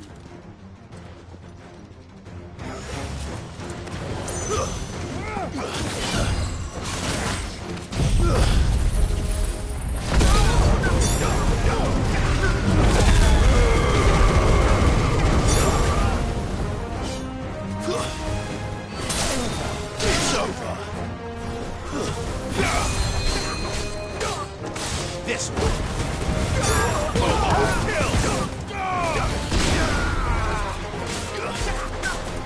Over here! Get him! Go to him! Get him!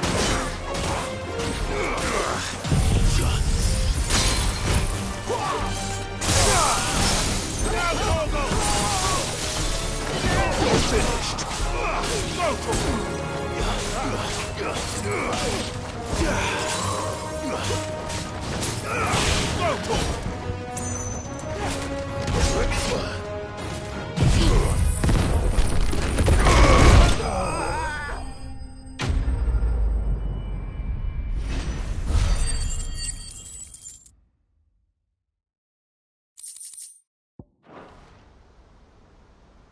A little longer than I'd have liked.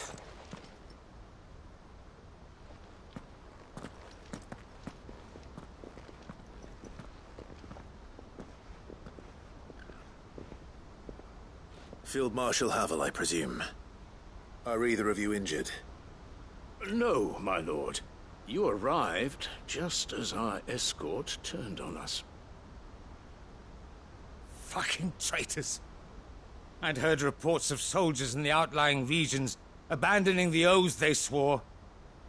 But I hadn't thought the corruption had reached so close to the heart of the Republic. It's a fucking disgrace.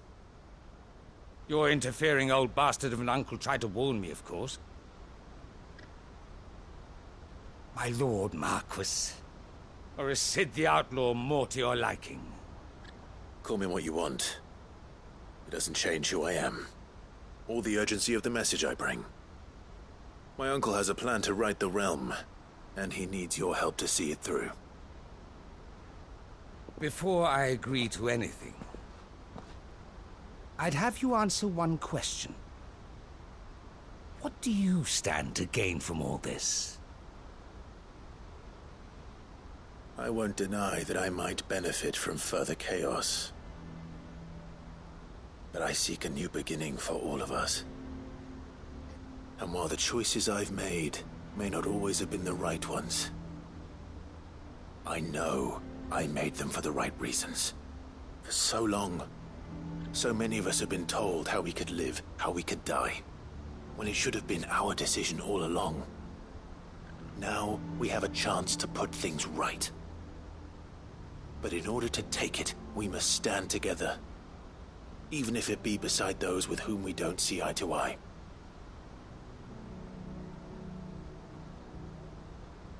Certainly not the words I expected from an outlaw.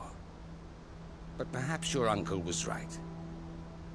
You are no ordinary outlaw. I'll never hear the end of this.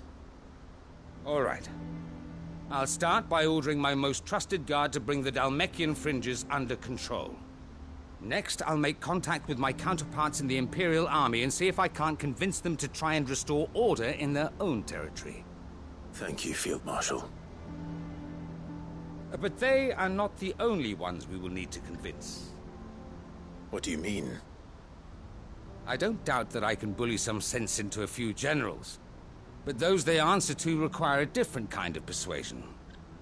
And when it comes to honeyed words, well, we will need an envoy. One who can court even the most stubborn of statesmen. You, perhaps? I'm flattered. But I'm no diplomat either. And I have other problems to attend to. What we need is a skilled arbitrator. And I may know just the person. Is that so? And would he happen to be an outlaw too? Of a different kind, perhaps. Well, beggars can't be choosers. I suppose we'll all have to find a little of the outlaw in ourselves if we're to make it through this. Very well. Send your man to me right away. I shall.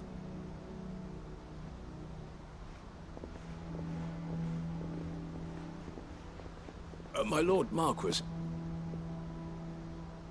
your Lord Uncle bade me escort the Field Marshal to his manor in Port Isolde. And I will see that my associate joins you there. Very good, my lord.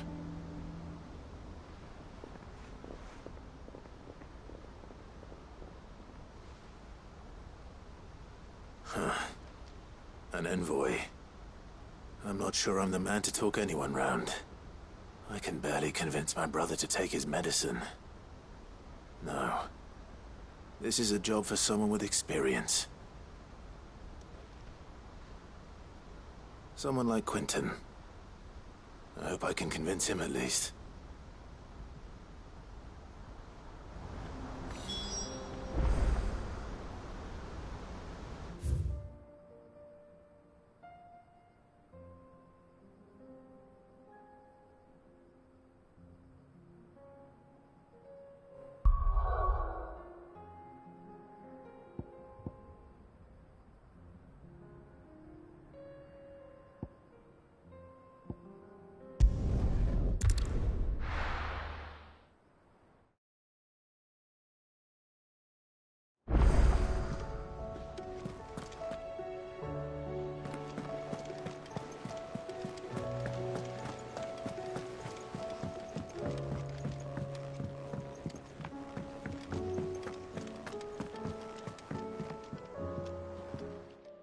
Vivian.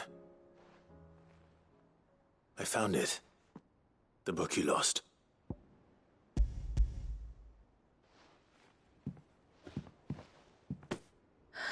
You found it. Thank you, Clive. Even though I asked this of you, I was not entirely sure it would be possible. I feared the executors had seized every copy. I met with one of these executors, and I convinced him to let me keep it. He told me something. That the truth is just a matter of collective belief. And that if enough people believe a lie, that lie becomes the truth. It does. But it also means that the truth is not immutable. That it can be changed. Provided that those who wish to change it can convince enough people that their perspective is the correct one. As the sad history of the bearers proves. You said that the book inspired you to become a scholar. It did. Or its author, rather. She was a heretic, you see. A firebrand and a dissenter. A gallows stood ready for her in every corner of the realm.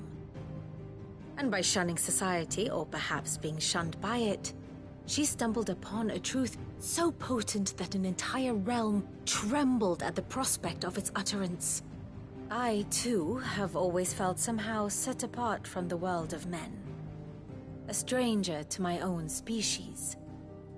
She taught me that my solitude was not a curse, but a gift. And that, though my journey to the truth might be a lonely one, what I found at my destination would be more than worth the cost. Do you still feel that way? That you're not one of us? Honestly, I'm not entirely sure anymore. Since coming to the hideaway, I find my thinking somewhat clouded.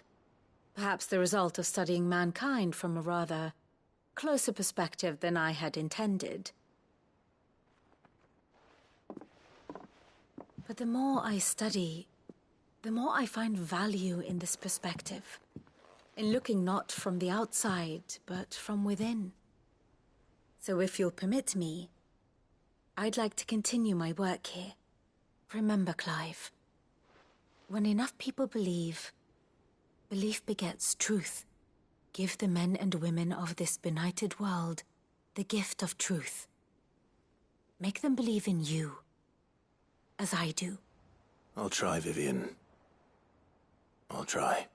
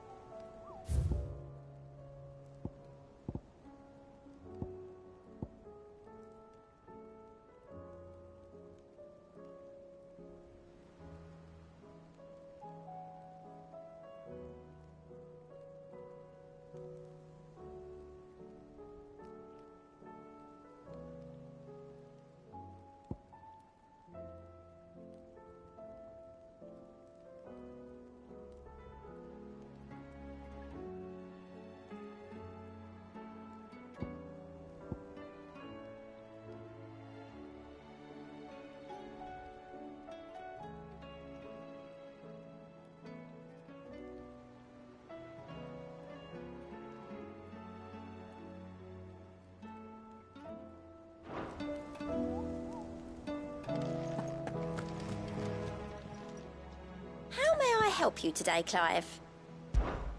Your benefactors are a generous lot. You earned this.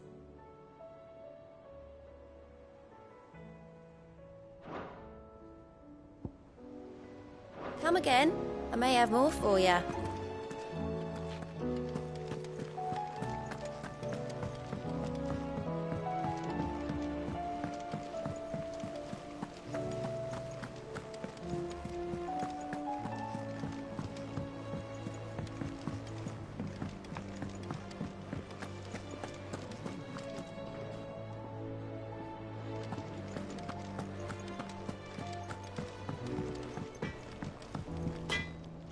So what do I owe the honor? What do you want?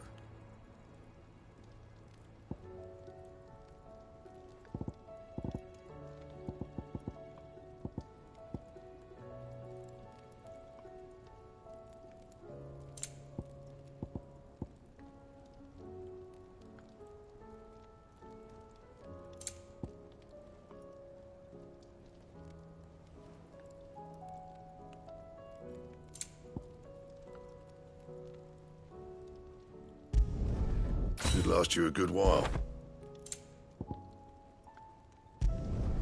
Not bad, if I do say so myself.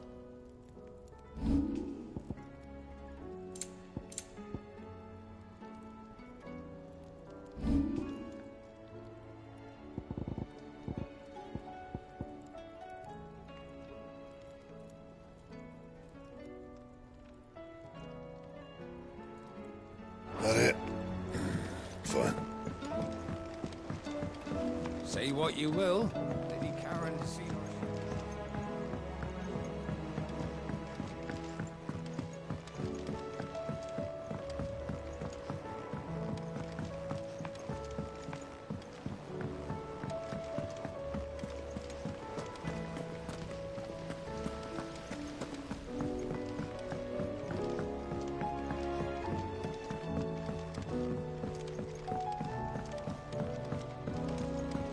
They make an oil down at the docks in Aldale that's as slippery as the sea nasties they render it from.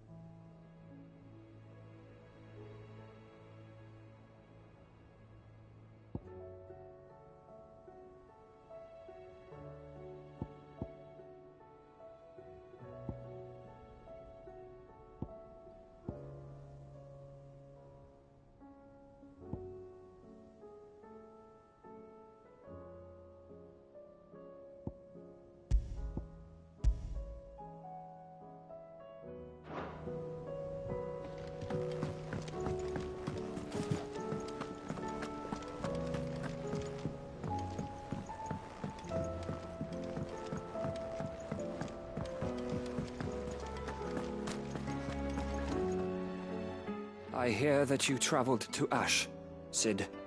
Did you by any chance recover the names of my fallen friends? I did. Yes.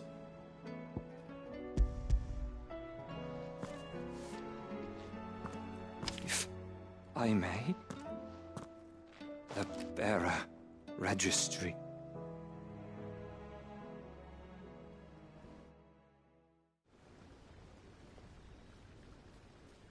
The director was a brutal man. He got no worse than he deserved. The registry was all I found beneath the tree. There was no sign of a body. Nor any record of what happened to the children after the orphanage closed. I pray that at least some of them survived. All their names are here. The ones we lost. My friends. My light in those dark times. I can still remember their faces, like it was yesterday. Children who were taken from their bunks in the morning, never to return. No explanation ever offered. They'd be happy to know that you survived, Herman. But why did I make it out alive, when so many others died in that awful place? It's not your fault. And blaming yourself won't bring them back. Honor their memory. See that their names live on. That way, at least. They're never truly gone. Thank you. Cid, I'm going to write a book. An account of the horrors of Badbach, and the spirit of those its custodians sought to crush. All of Valisthea will know of our suffering. And in the name of those I lost, I will not let it happen again. Neither will I. These records would have been buried for all eternity, were it not for you. Thank you.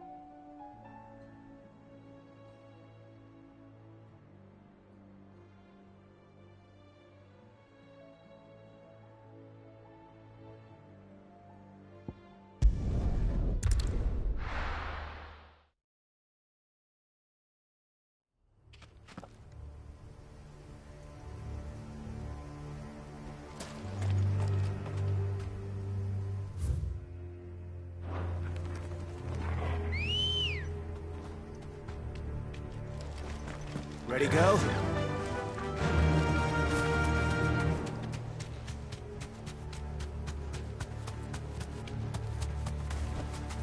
Be safe.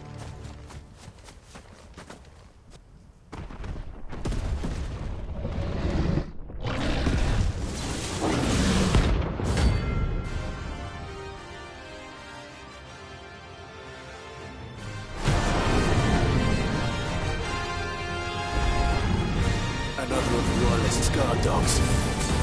Quite a specimen of his too.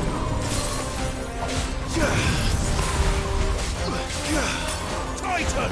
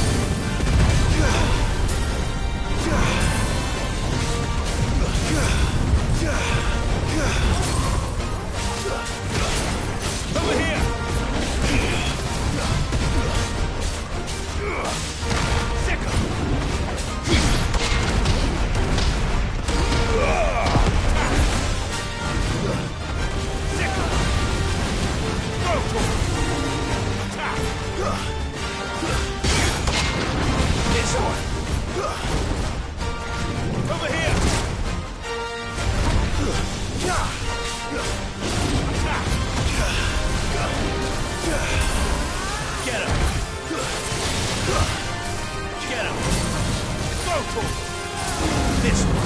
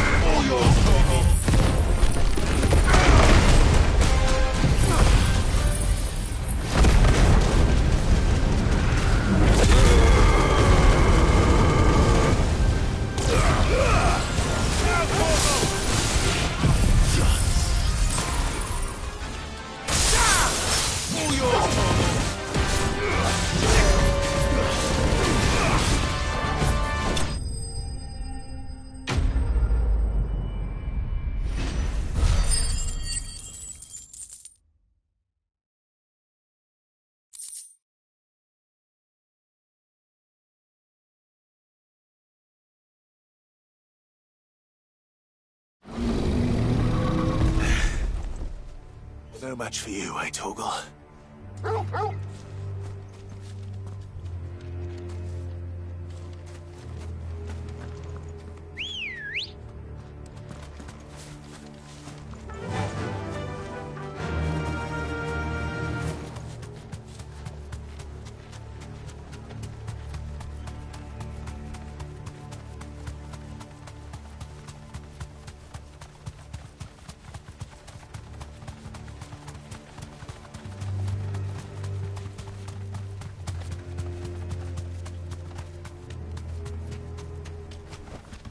Back to the stables, girl.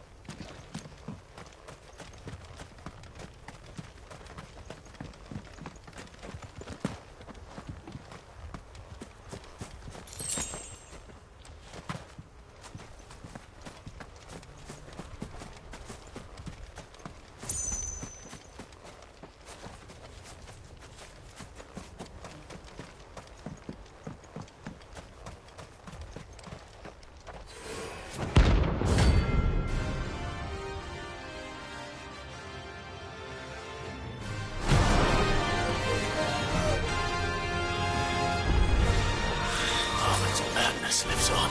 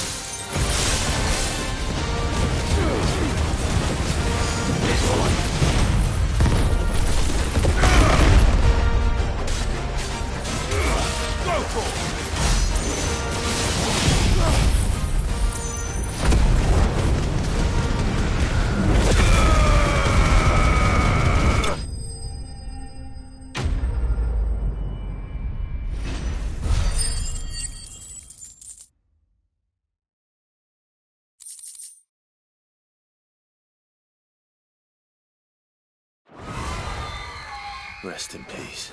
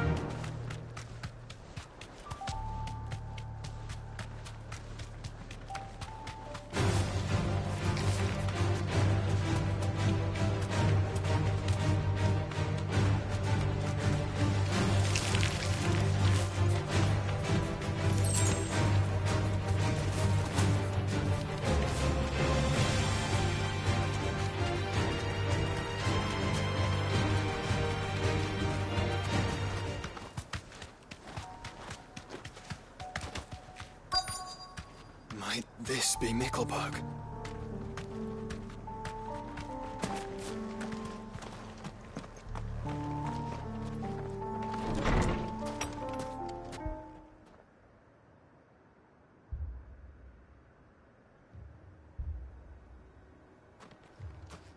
These people aren't turned. And the village seems safe enough at least.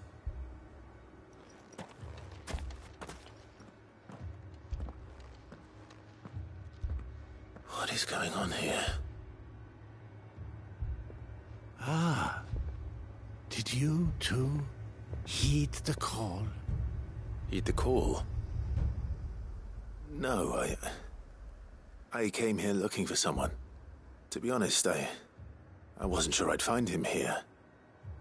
Let alone all of you. Is that so? What are you doing here? Is this where you live? It is my home. The others, they heeded the call. You keep saying that. What do you mean? They came here to perform the rite, just as King Barnabas instructed. This village is their altar, where they shall cast their souls upon the gentle waters and give themselves to the Lord. Give themselves? Oh, Lord, cleanse us of our sins. Let us be reborn in your loving arms. Free us from the torment of this mortal realm. They want to be saved. Forgive me, but did another foreigner like me come here? He was probably wearing a cowl. You mean the traveler from Storm? Yes. He's staying at my house, toward the rear of the village. Thank you. If you don't mind, I'll go and greet him. They seek the same salvation Barnabas did. At least the third chair still lives. Let's go and find him.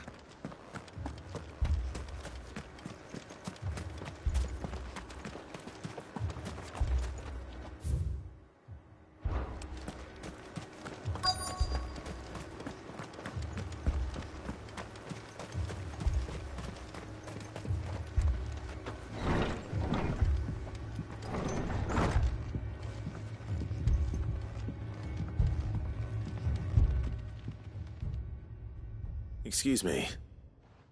Are you with the Undying? I am. And so it would appear, are you? Lord Rosfield, if I am not mistaken. That's right. And you must be the third chair. I am. Cyril was worried for your safety. He sent me to find you.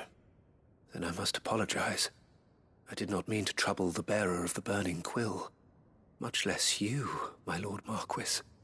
He said that you had failed to report. Is there a reason for that? I came here to study the followers of this new faith. But the more I learned of them, the more my own faith began to falter. You have seen them at their prayers, have you not?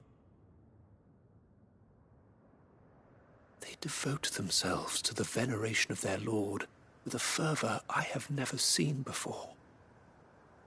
Praying night and day that they might be rid of their wicked wills and reborn in their Saviour's light. Not that they might be granted respite from their worldly woes, but so that they might continue to serve him. Serve him with all of their beings. I, too, swore to devote my life to the service of my Lord and Master, but this... 'tis different. It is more. And so I would see it through to the end. See these people safe, that they might achieve their dream. That they might do their duty to their Lord. Even if it should keep me from doing my duty to mine. You do understand what their dream is, don't you? I do, my lord. They would cast aside their wills and become a Kashik. I know that it may be hard to believe, but to these people, that is the very essence of salvation. Forgive me, my lord, but I must remain here. If you are to return to Master Cyril, I would consider it a great... Did you hear that, my lord? Something is happening. I'll go and find out what. Stay here.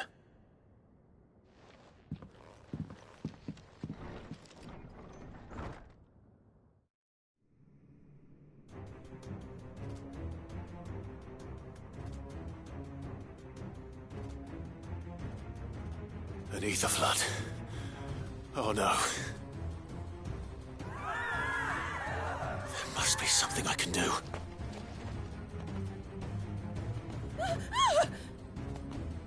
Echoes as well. Found her. Ready, brother? Ready.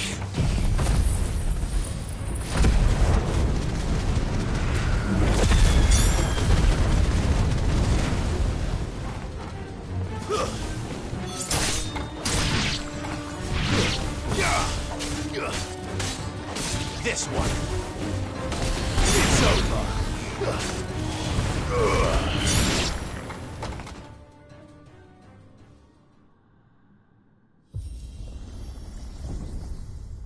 What now?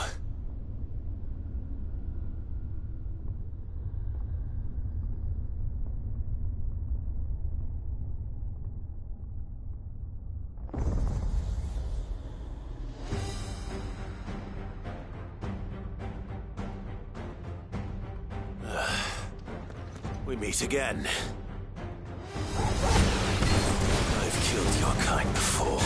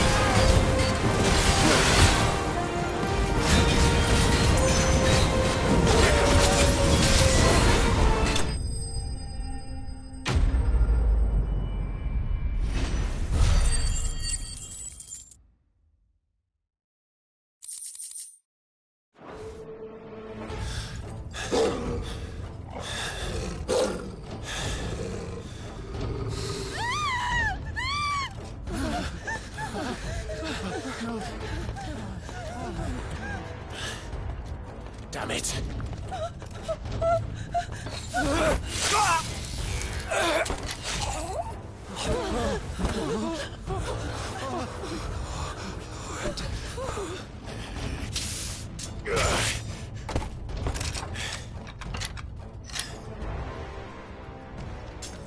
Don't you die.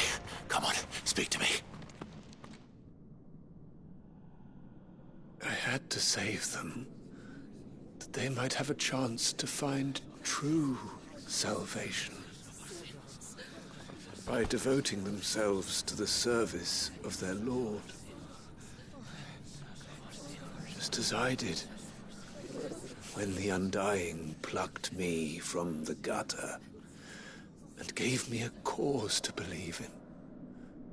A duty to serve was everything to me, and I would not deny them that fulfillment, even if they must become a Kashik in order to achieve it. Forgive me, my Lord Marquis. I did not mean to trouble you with this. My findings. Could you deliver them to Master Cyril for me? Of course. Your duty will be done.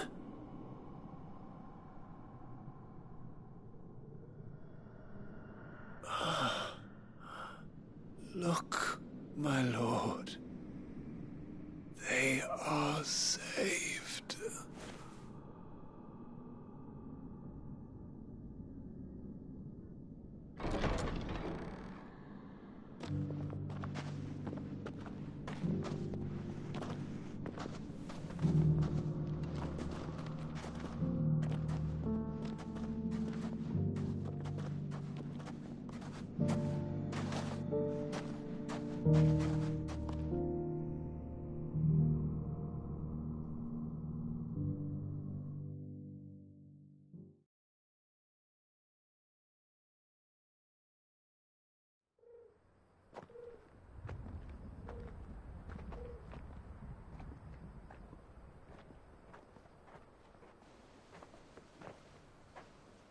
They are saved.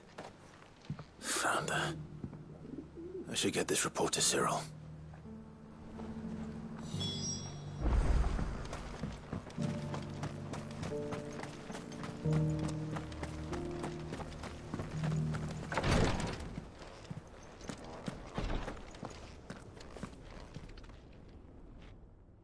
My Lord Marquis, welcome back. I am glad to see you hale and whole. I met with your third chair, Cyril. He bade me deliver his findings to you.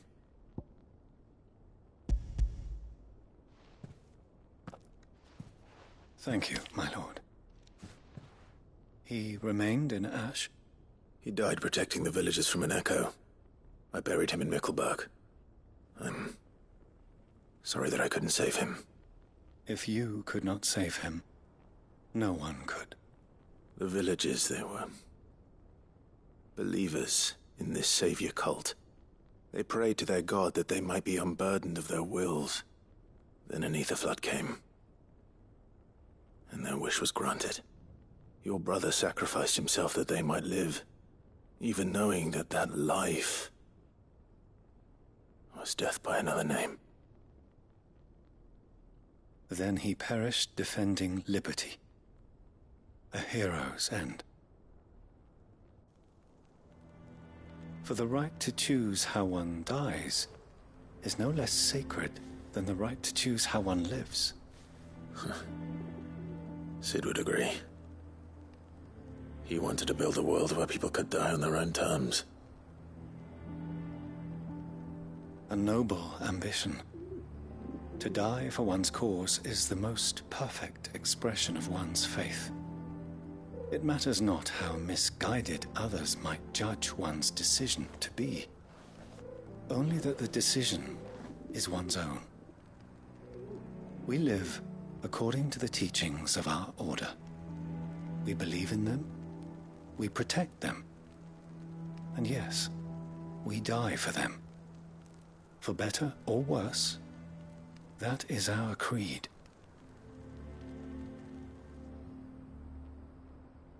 But he didn't die for your creed.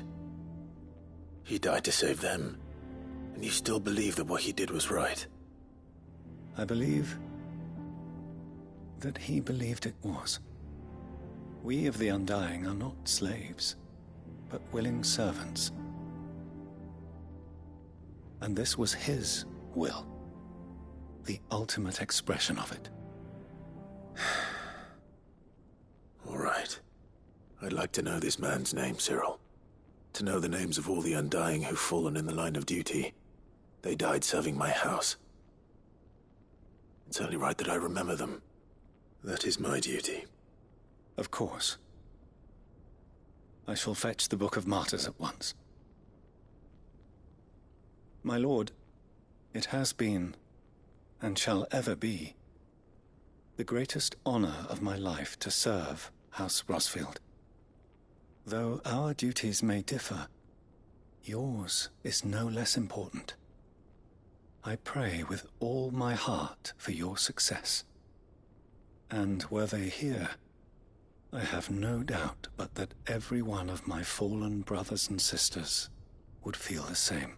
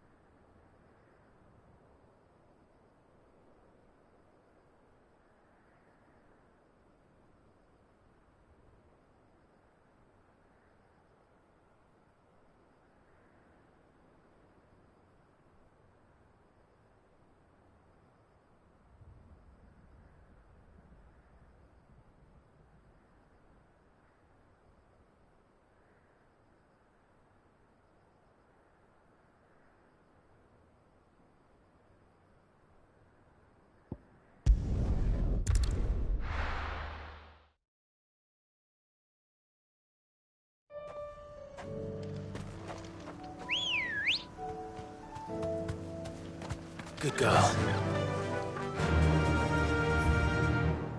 Yeah!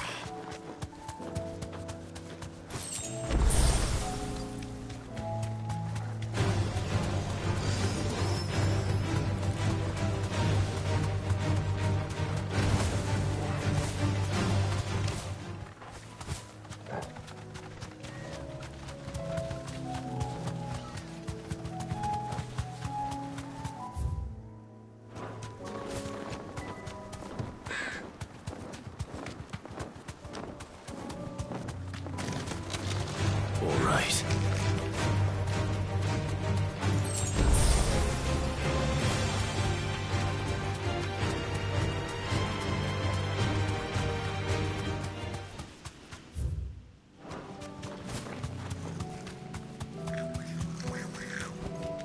I can walk from here.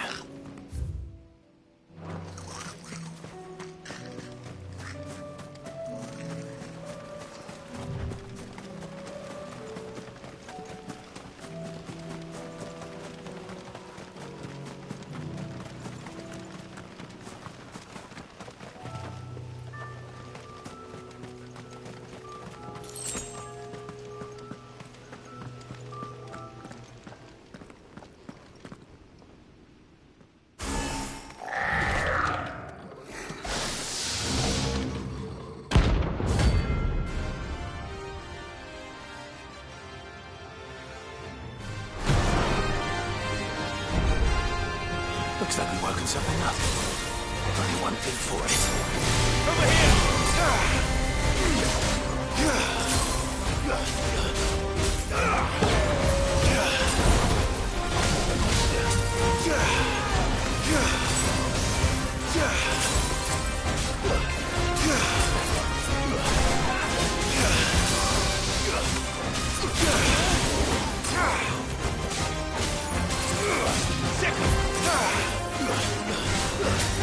This one.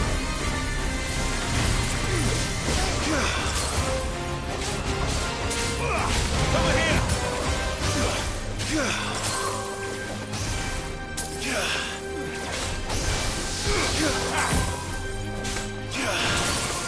This one. Get him.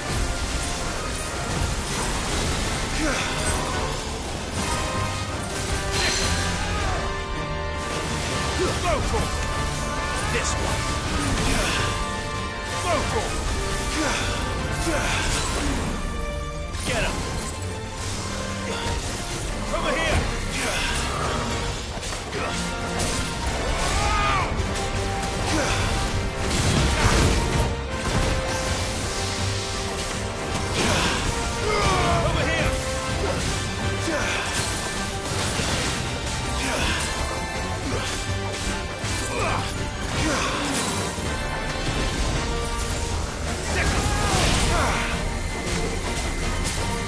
Go for it.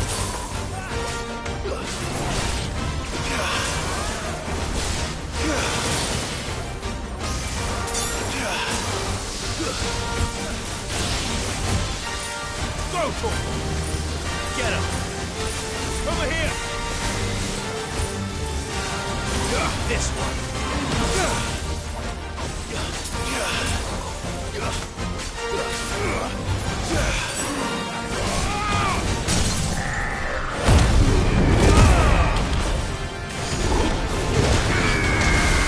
All yours, Torgo. Torgo, kill!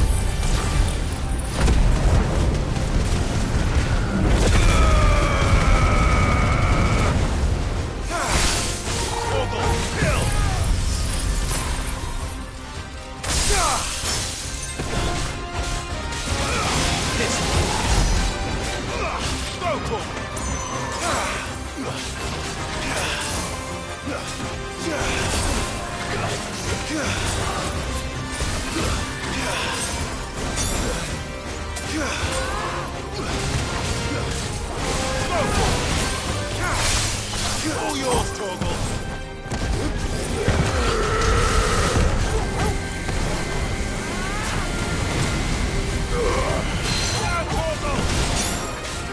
Over here! Torgo, kill!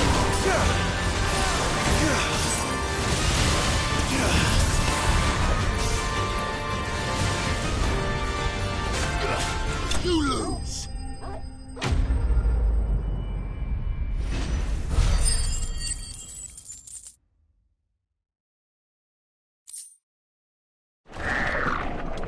Sweet dreams.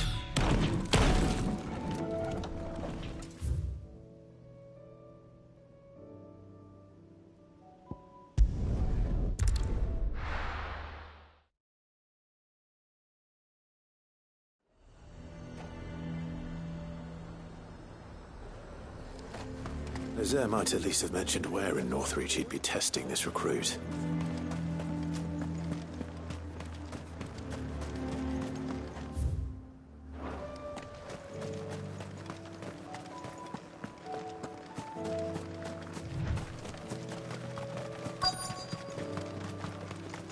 I'm nervous. Well met, Sid. This is the Initiate. Ember, present yourself. At your service, Master. Please, just Sid. There are no masters here. Your life is your own. Oh, of course. Thank you, Sid. The Sergeant says you'll be evaluating me at my trial. To become a scout, yes. You are aware of the dangers inherent in that role. I am. But I swore I'd face them. Just like the man who saved my life. And who would that be? Gav. It was him who found me and freed me. No magic, no support, just one man and his nose. Came and sniffed me out. It taught me what one man can do if he puts his mind to it. And I've been training ever since, so that one day I can be someone's saviour, just like Gav was mine. I'm sure he'd be flattered. You clearly have good intentions, Ember. And it sounds like you're under no illusions. Stick to this path and you'll make a fine Cursebreaker. So, what? Have I passed? You haven't even started yet. Now listen.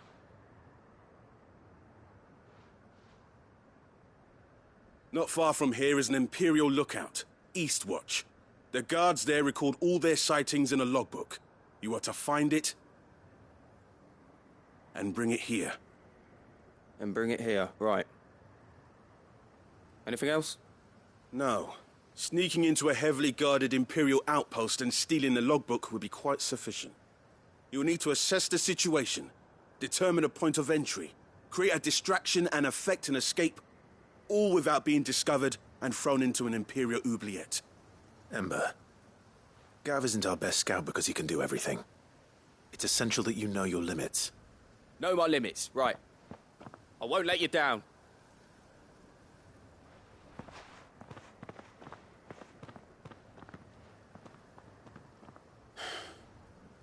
It shouldn't be as dangerous as I made out.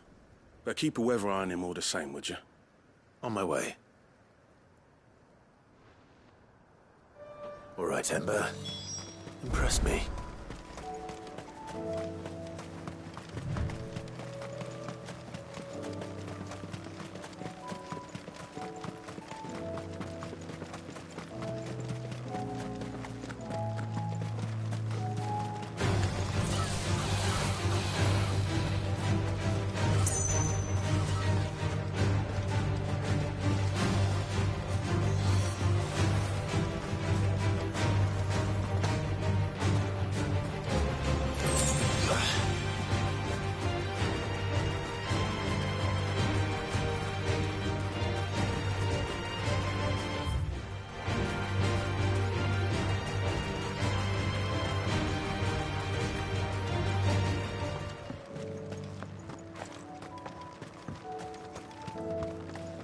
These are clean kills.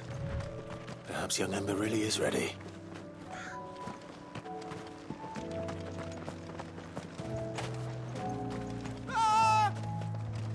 Or maybe not.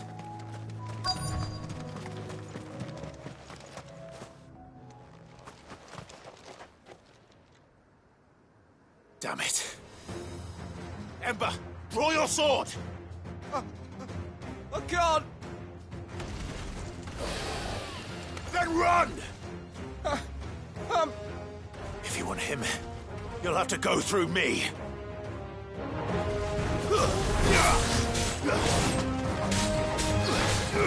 Get him! This one! Go for it!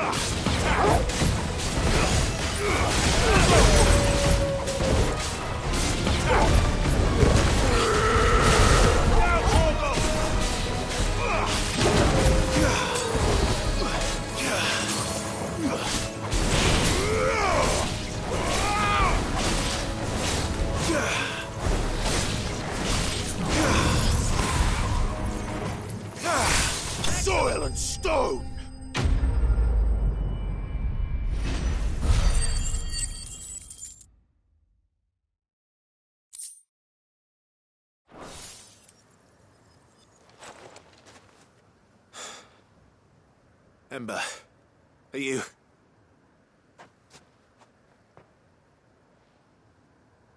Gone. Of course. Scouts really are a rare breed. Back to Northreach it is, then.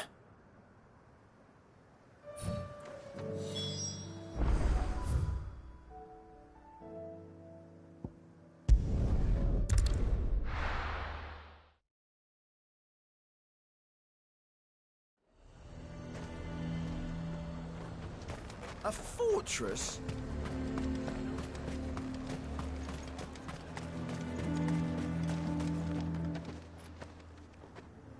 I didn't expect you back so soon. Where is Ember? How did he fare? I thought I'd find him with you. He must have fled. I followed him to Eastwatch, where I found him being set upon by a wild Avis. He was just standing there. Didn't even draw his sword. I had to step in and take care of things. But by the time I had, he was nowhere to be seen. I assumed he'd set off in your direction, but apparently not. Oh, I'm sorry, Sid. I knew the boy had a nervous streak, but he seemed like... The right man for the job? I believe this is the logbook you tasked me with retrieving. Eh? How did you... Don't you tell me you breached the tower while Sid was busy saving your skin. What? Wasn't that what you asked me to do? To bring the thing back without getting caught? He has you there, Nazaire. And he did it all on his own. But Sid, he did what he thought was best. And now I have to decide whether I agree. Of course. We'll await your evaluation back at the hideaway. Don't you leave my sight. Yes, Sergeant.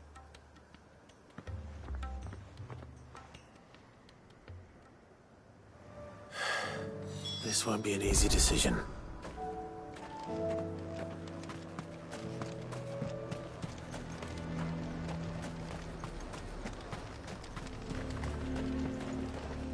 And what can I do for you? An excellent choice. The garrison is threatening to pull their sentries from the markets. I would speak with this duke. I saw the captain just now. Your town needs you.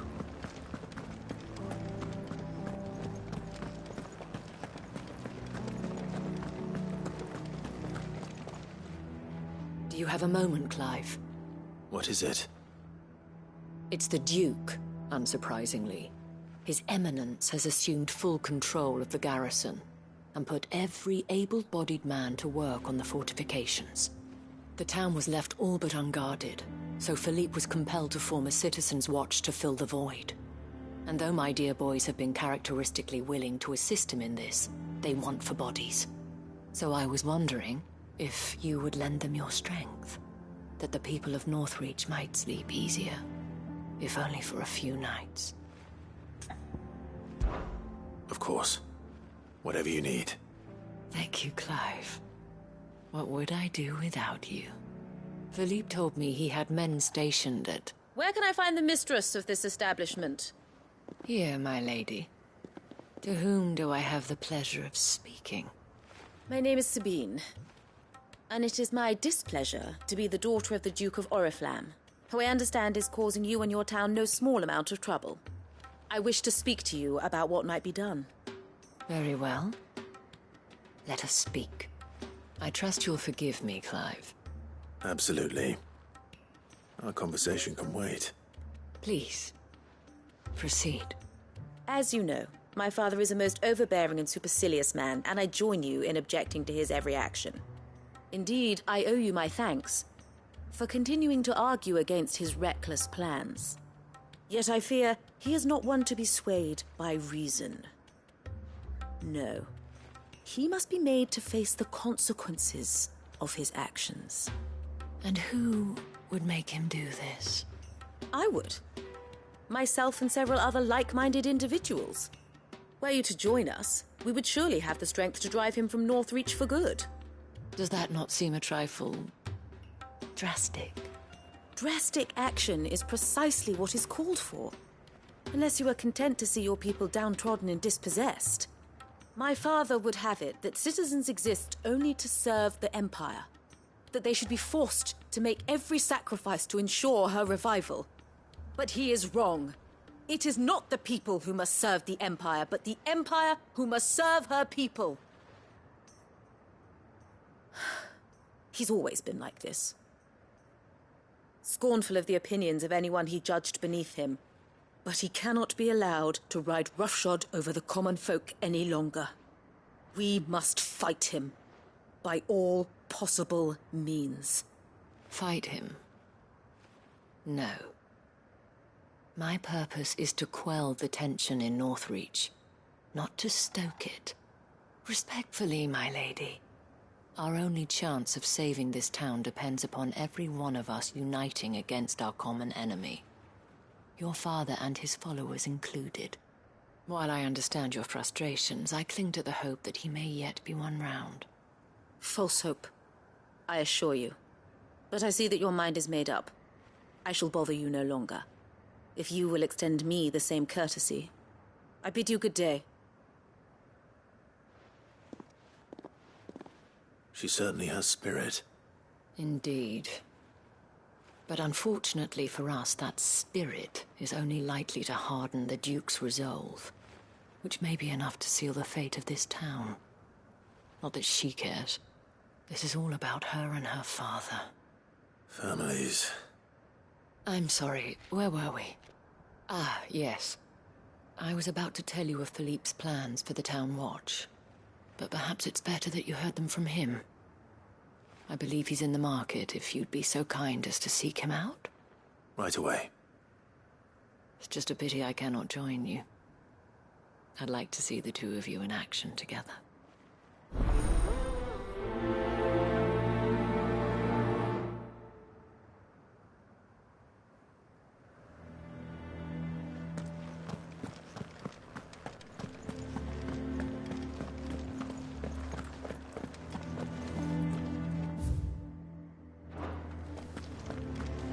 Your town needs you.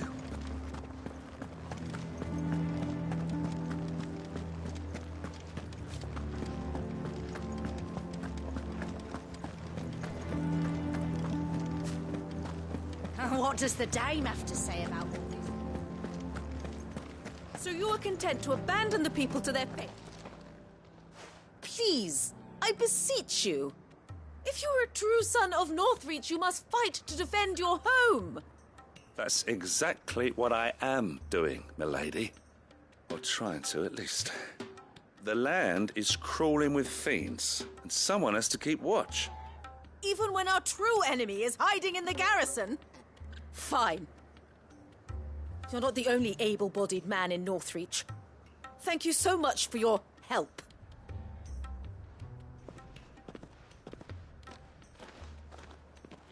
She cornered you too, then? Could hardly get a word in edgeways. Like father, like daughter, eh? She made an uninvited appearance at the Vale earlier, hoping to convince the Dame to join her in fomenting rebellion. I bet that went well. Her ladyship seems to have a way with people. Anyway, what brings you here? Our mutual friend thought you might welcome some help. Oh, she did she? Right as always. In fact, you're just the man. We've had some reports, you see. Sightings of, you know what. They're back. Seems that way. All over, too. We haven't been able to confirm anything yet, but if you're willing, you could go and see what's what. Right. Where should I look? You know Grieger's Weep? One of the sightings places them somewhere on its shores. I'm on my way. Thank you, Clive. I'll look into one of the other sightings. Let's rendezvous back here later.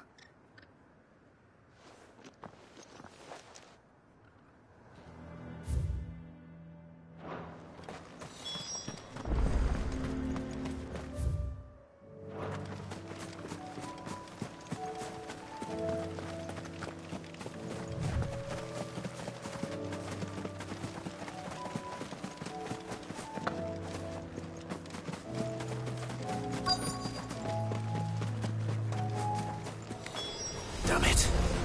The reports were true. I need to stop them before they get to the town.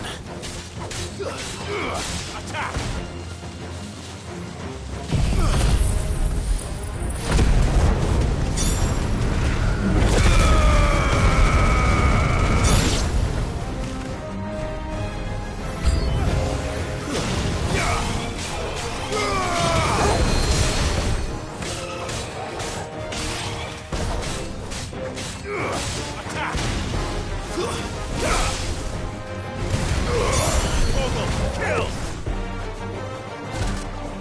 This one. Go to him! Get him! Go to him! Get him! Sick him! Go to him! Sick him! Blizzard! All yours, Torgal!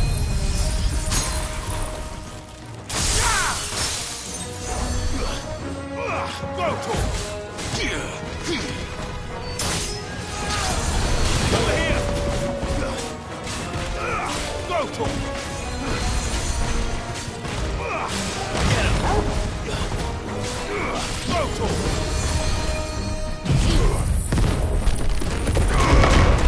It's over! This one! Go to him!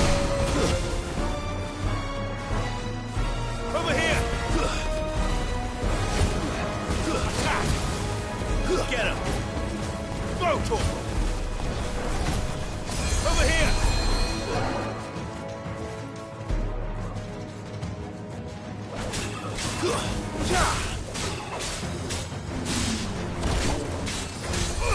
This one!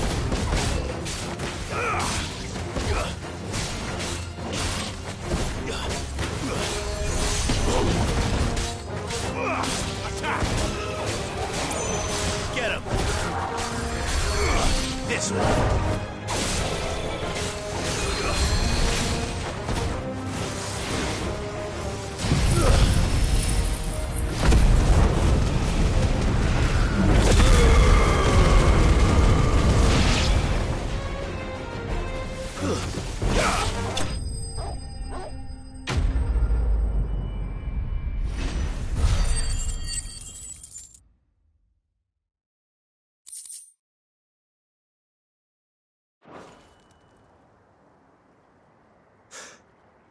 Call that a test, Ultima?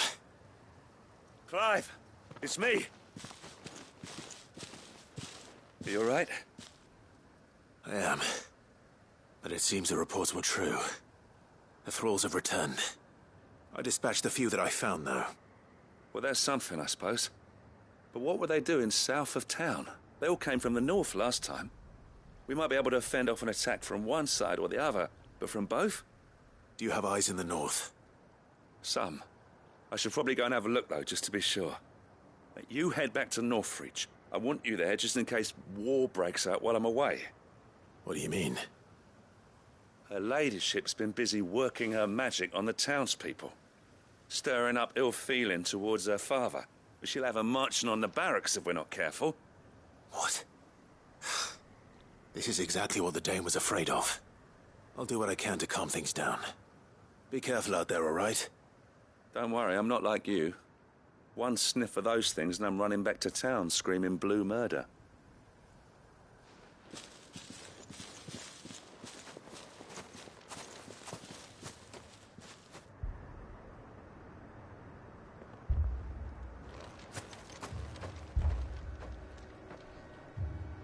Do you not see, Father?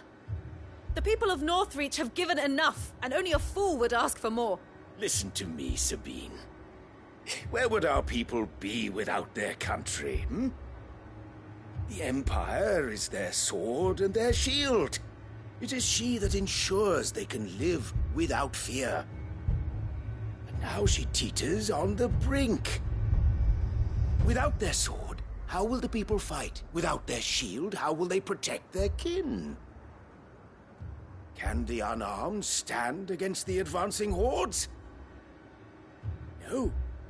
But there is yet hope. A new shield, a new sword. a new empire.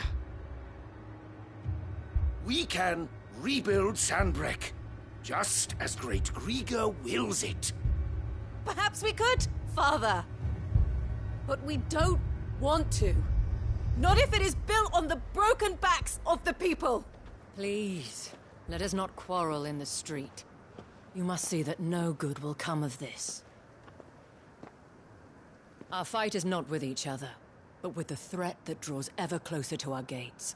A threat that your sword has yet to rid us of, Your Eminence. You will hold your tongue, whore! You may have filled my daughter's head with your heresy, but I will not be corrupted. Corrupted? Your daughter's opinions are her own, as you would know if you had ever deigned to listen to her. At least I hope they are your opinions, and not posturing born of a family feud. Northreach deserves better than that. Northreach deserves better than you, Carla. Yes, I know who you are. The slut of Twinside who bedded a Branded.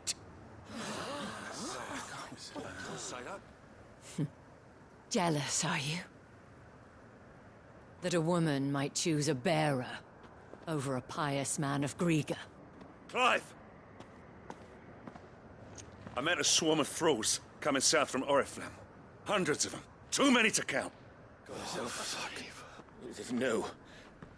Work on the fortifications has scarcely begun.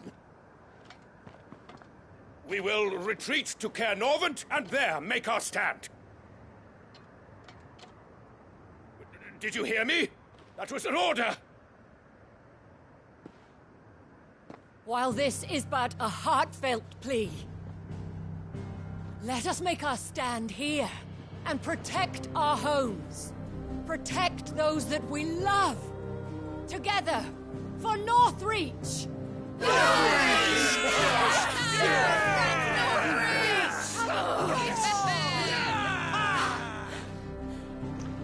You heard the dame. What are we waiting for? Pikemen to the gates. Archers to the roofs. Quickly, come on!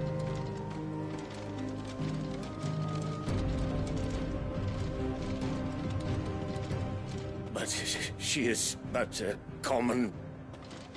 whore, yes. And we'd follow her to the gates of hell.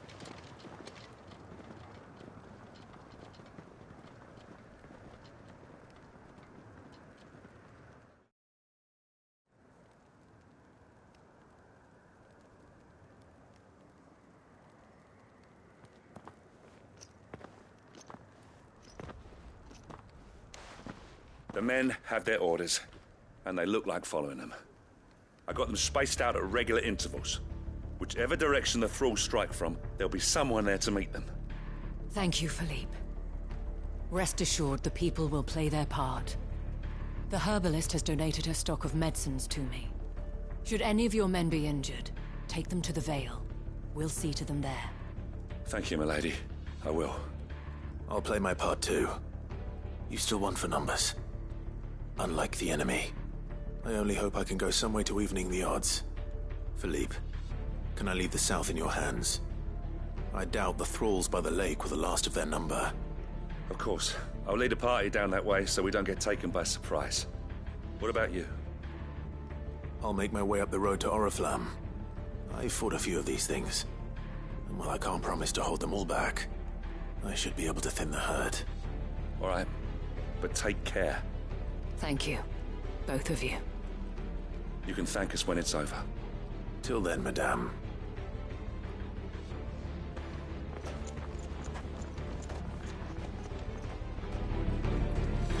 When the fight begins,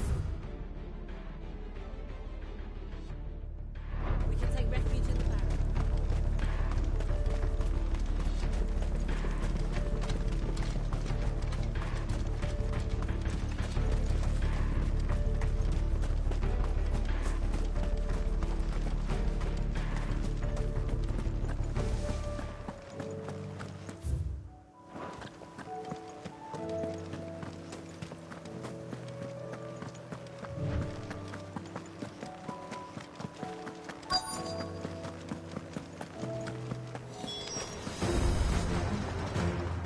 So many of them. Not for long.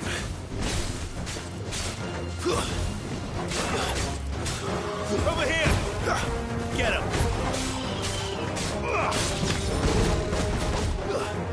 Attack! Get him!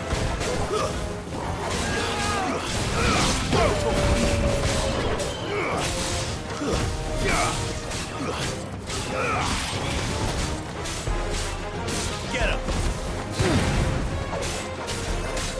This one! Now, Torgo!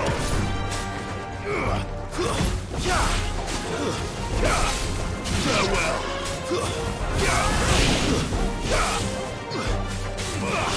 Sick him! Stay! Farewell!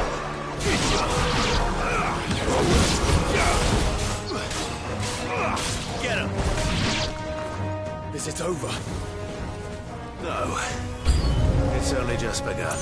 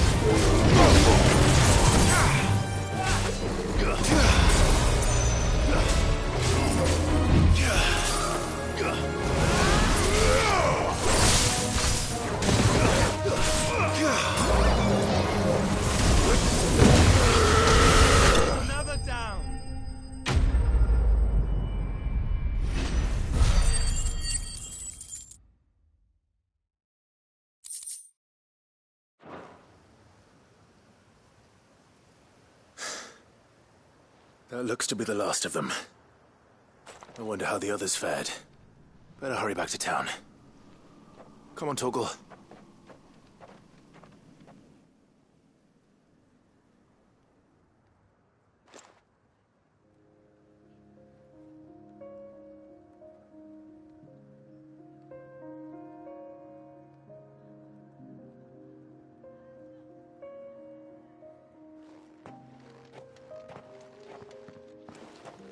Clive, it's good to see you. And you. The road to Oriflamme is clear. How did you and your men fare? Well, we ended up fighting for our lives down by the lake. Took a few nicks, but nothing the girls of the Vale can't put right. Glad to hear it. Well, it seems we've survived. For the time being, at least. I thank you both for answering the call. You were right. And I was wrong. About everything. I had thought that the only way to unite the people was under the banner of Empire. That without a strong hand to guide them, they would drift apart. To be borne hither and yon by the eddying currents of fate. But you brought them together. Not by force, nor by the exercise of goddess-given authority, but by simply being one of them. By knowing what they feel, because you feel it yourself. Our purpose was ever the same, Your Eminence. You were merely distracted by a loftier vision of empire and glory, while our eyes beheld matters closer to home. You have the right of it again, as did you, Sabine. His radiance said it himself. Sanbreque is naught without her citizens. I forgot that, and I am sorry. I'm sorry too, Father. I should never have taken things so far. I only wanted you to understand how the people felt. How I felt. But my anger got the better of me. Do not blame yourself, my dear. This was my doing. I should have listened to you. To all of you. Your Eminence, your Ladyship, I do not doubt that you came here with the best of intentions. But I believe the same could be said of us all. We all want safety, security, prosperity. Not just for Northreach, but for the entire realm. And we may yet achieve it. If only we work together. Will you join us in this? Yes. We shall. Thank you, Your Eminence. Now that that is settled, I must go and see to the wounded. The Vale's doors are always open to any soldier in need of relief. And today there are more than ever before.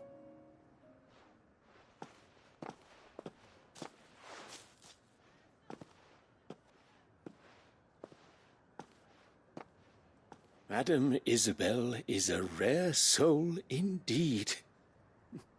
In these dark times, I see that it is not men like me who should lead the realm, but women like her. You're right. If only I'd listened to her when I had the chance. Forgive me for saying so, milady, but you still do. The Dame said it herself. We can turn things around. We just have to work together. And that goes for you, too. You're one of us now. One of you? Well said, Captain. Let this be a new beginning. Not only for Sanbreque, but for us. Well, since there's nothing more to be done here, I should see if Isabel needs any help moving the wounded.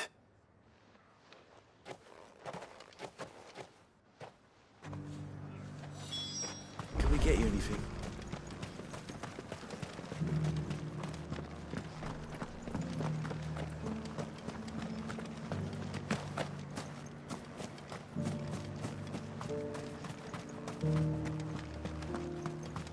I saw several soldiers being carried to the Vale.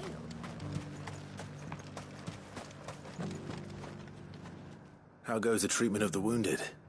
I'd be happy to man one end of a stretcher if it would help. You've helped quite enough for one day, Clive. Thank you. Don't mention it. Oh, but I must. After all you've done for this town, it is the very least you deserve. Tell me, if Northreach had fallen, what would you have done? A woman of your means could find a home anywhere in the realm, but I sense you would rather have died here. It's a long story. For you, madame, I have all the time in the world.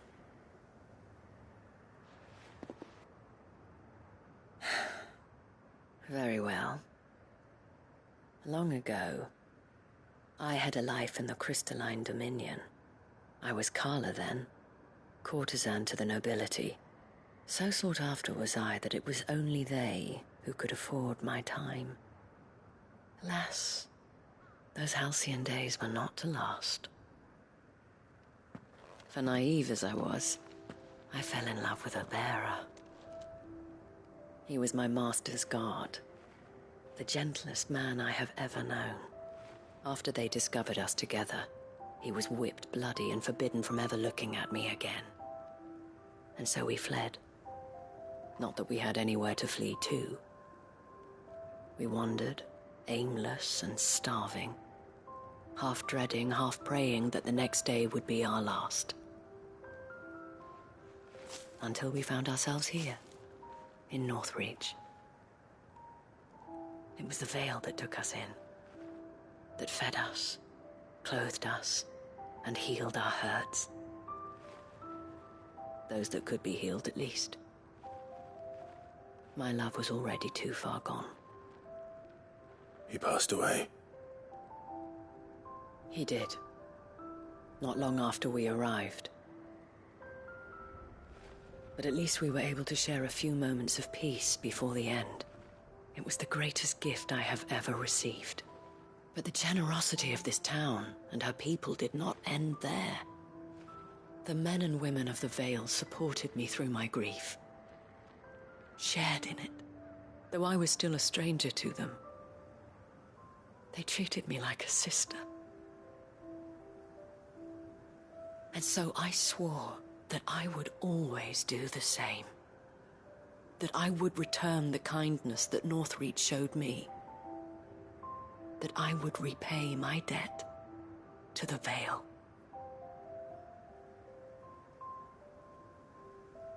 Thank you, Isabel, for sharing this with me.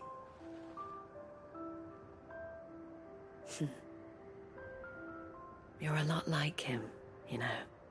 Perhaps that is why I have such a soft spot for you.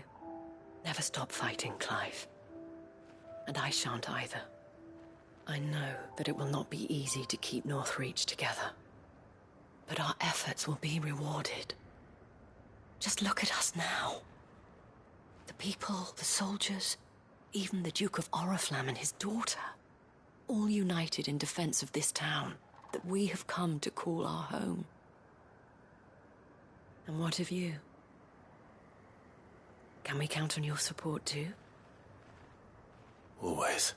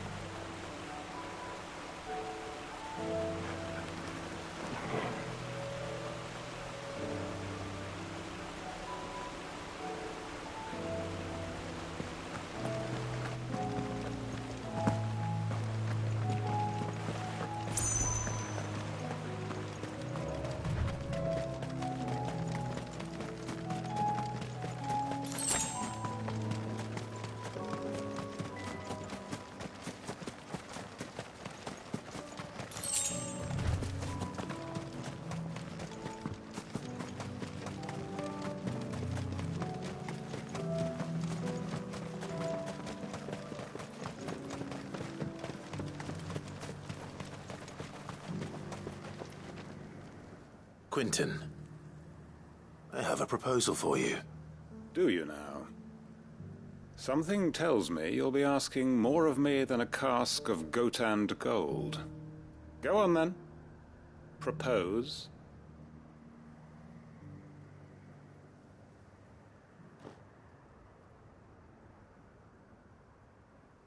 You'd have me convince the chiefs and chamberlains of the realm that they should simply swallow their pride and do the one thing that has proved impossible for thousands of years. Was there anything else? Perhaps I can fetch you a meat pie as well. I know it's a lot to ask, but I can think of none better suited to the role. And you'd have me give up what little I have left to do it. I told you, Clive. The people of Lostwing are my family, and I cannot abandon them. You'll have to find someone else. I'm sorry to hear that. So am I. And why might that be? What he's asking. How's it any different to what you've done so far? They want you to speak for those who can't speak for themselves. That's what you do best. If it's the vineyard you're worried about, we'll see that the grapes are picked and the tons filled. You know we will. It's not that. Then what is it? You said yourself we're family. Don't you trust us? You know that's not what I'm... Then what are you saying? That only we are worth saving? Why turn your back on everyone else? You convinced us we could build new lives for ourselves, and if you can do that, who's to say you couldn't convince the entire realm? A stirring argument. I fear that any rejoinder I make might fall somewhat flat by comparison. So you'll join us? Where do you need me? Field Marshal Havel will want to speak with you in person. He's currently in Port Isolde. I can arrange for a party of Cursebreakers to accompany you there. That would be very much appreciated. I hear the roads are far from safe these days. Hopefully not for long. My uncle will want to know that his plan is taking shape.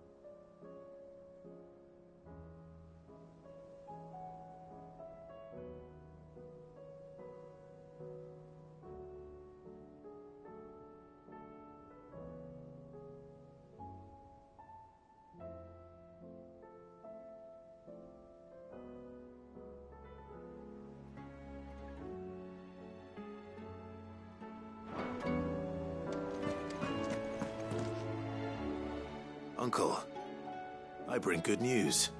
The Field Marshal has agreed to your plan. Ha! Of course he has. I didn't doubt you for a moment, dear boy. Rutherford is accompanying him back to your manor in Port Isolde as we speak. They will await your return there. As will one other. One other? Who, exactly? Lord Havel was concerned that even if he could get the realm's armies to agree to an accord, he might not be as successful in convincing those with political power. He asked if I might have a solution, and I suggested a certain Imperial Lord Magistrate turned Liberator. One of your co-conspirators? Master Quinton would probably call me one of his, but yes. Another outlaw, then. Just the thing we need to put these rotten politicos in their places. Good thinking, Clive. I'm glad you approve. The more the merrier, eh? Uncle, assuming Havel and Quinton can solve our problem with the armies, you still haven't mentioned how we might manage the grain shortages. Oh, don't you worry, my boy. The 7 high houses will be seeing to that. They have all agreed to make the most generous of donations. Oh, of course, it did take a little persuasion, but luckily I had some unexpected help. From who? Why, you, my boy. Rumor has it that you rescued the Lady Ariane's head steward Rockford from a horde of bloodthirsty bandits. It was more of a handful. Well, the old battle-axe was so pleased. She had a shipload of talents delivered to my private docks by the next new moon. And when the other houses saw the parsimonious old crone's purse strings finally loosen, they as good as tripped over themselves in the rush to follow suit. I'm happy to hear it. Now, I must be getting back to the manor. Join us there at your earliest convenience, would you? Of course, Uncle.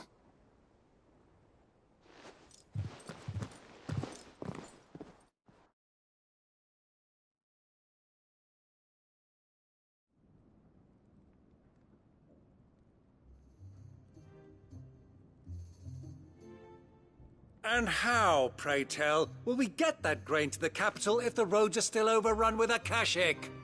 You'll find another bloody road. I only have so many men, and I'm not about to send them headlong into an ether flood. That is, unless you'd have them turn as well. Well, I'd certainly eat less.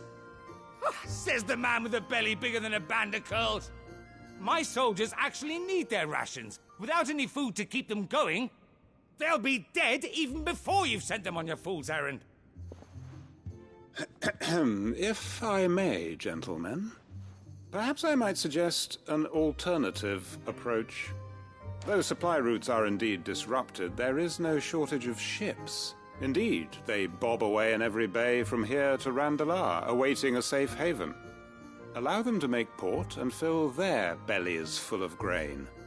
And once those who crowd the cities are fed, ferry the displaced back to the countryside to work the fallow fields.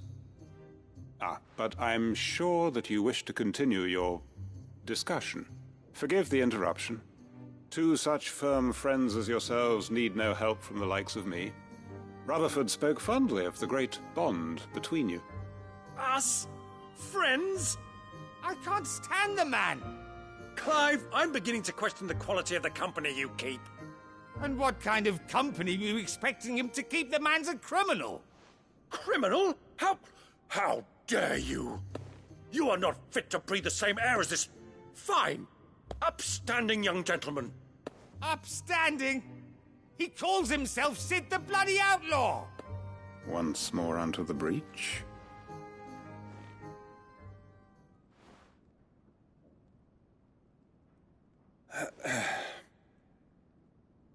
Shall we begin again? What we seek here is not to create a new nation, nor to claim the thrones of those that already exist.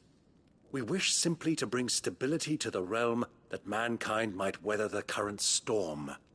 And to do that, we must convince those in power, the generals, the statesmen, the nobles, that our cause is just. There will be disagreements, yes, and I imagine some resistance, much resistance. But we cannot let that deter us.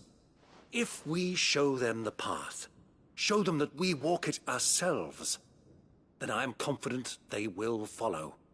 The fate of the world lies in my nephew's hands, but the well-being of her people lies in ours. And we must not squander the chance that Clive has given us. Uncle Byron, Now, with that settled, let's move on to the signing of the Accord. For what great moment in history hasn't been accompanied by a little ceremony?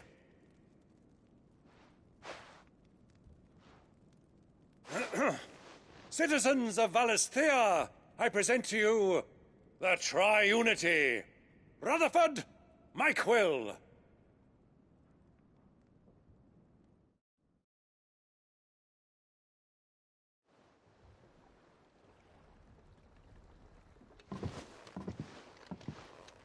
Well, my boy, the stage is set.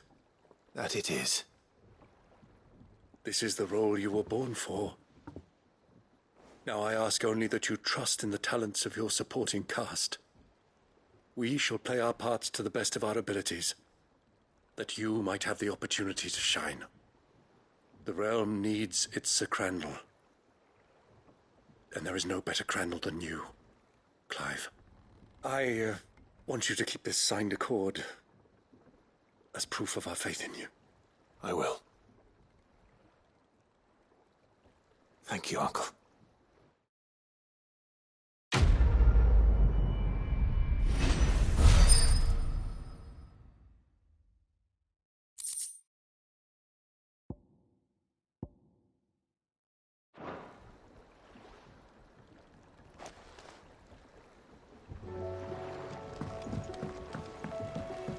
What do you think that thing is?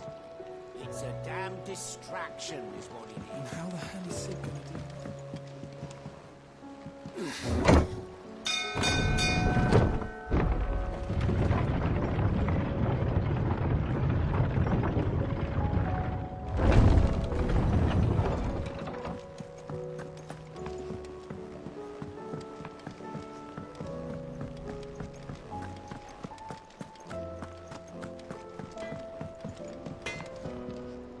Trouble with your gear, or Sancfordian, do you?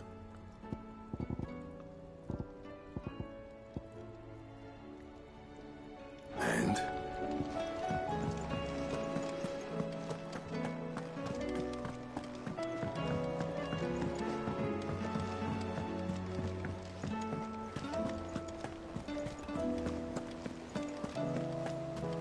You should have seen him. The thing didn't stand a chance. Welcome back, Sid. Welcome back, Sid. Yes. Welcome back. Trip wasn't too much of a pain in the arse, I hope. Truth be told, it was me who suggested roping you in to help with the trial. But from what I hear, things didn't go quite as planned. No, they most certainly did not.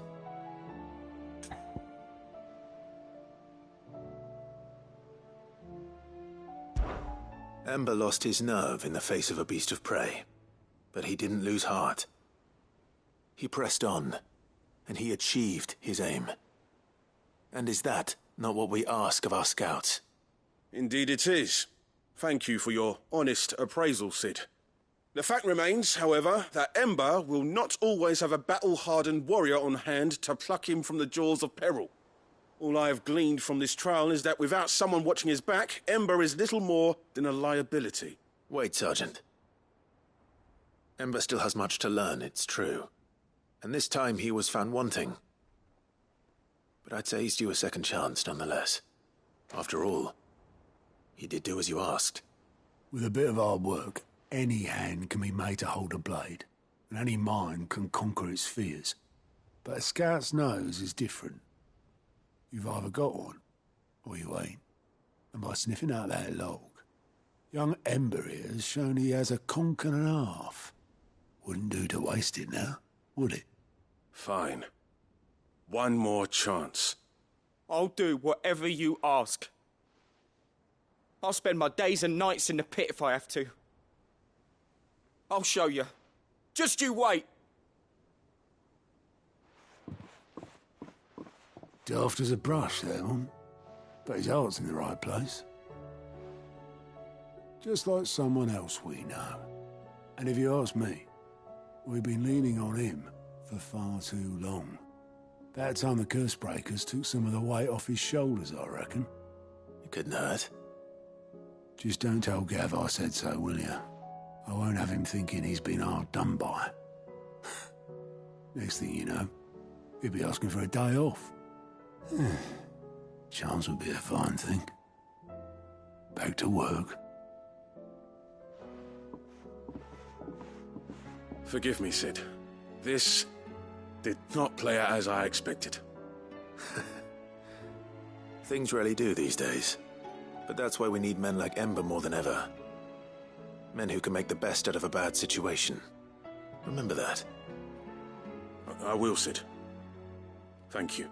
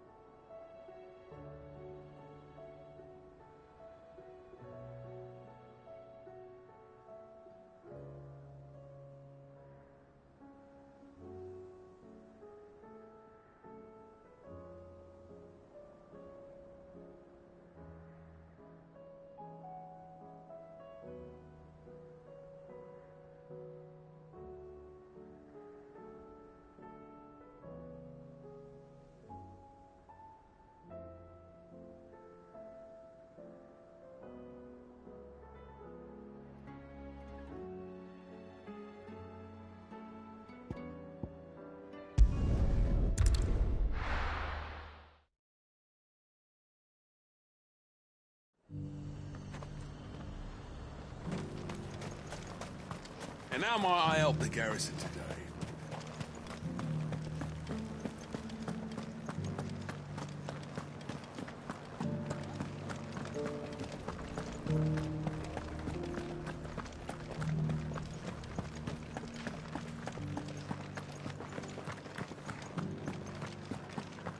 I haven't seen any of those beastly blue-eyed...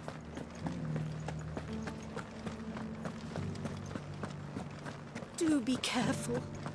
I will.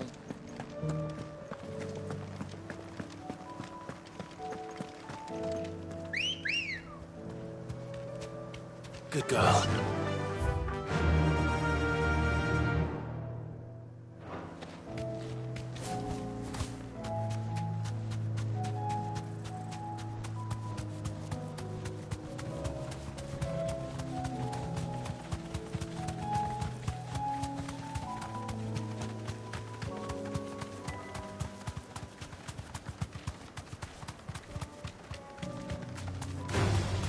Someone's brave.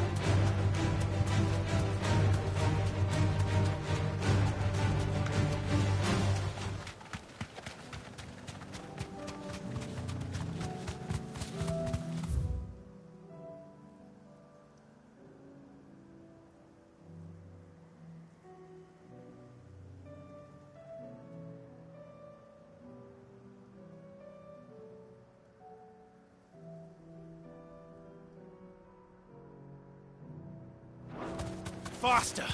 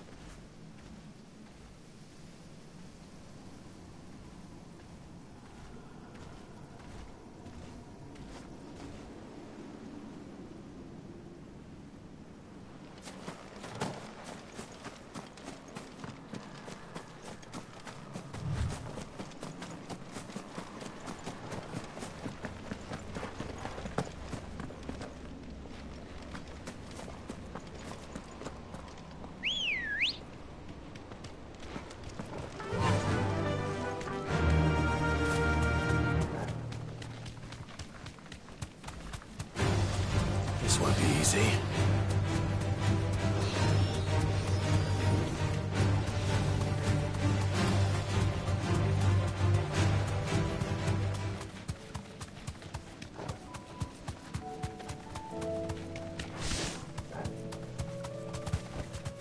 Thanks, Gal.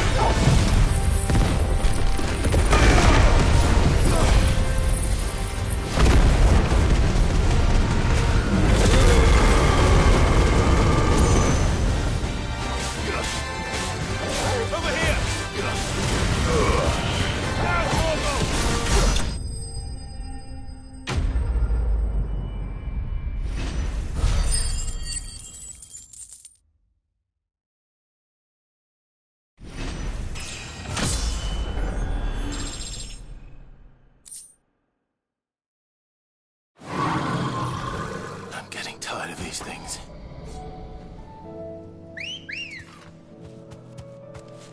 Come on. Faster!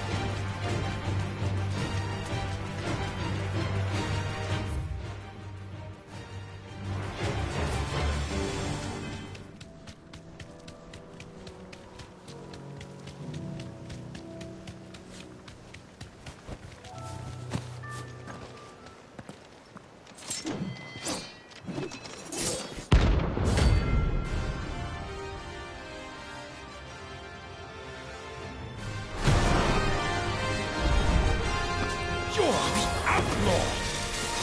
The one who drove His Highness to madness! On your knees! What? He hasn't heard. He doesn't look like he's willing to listen.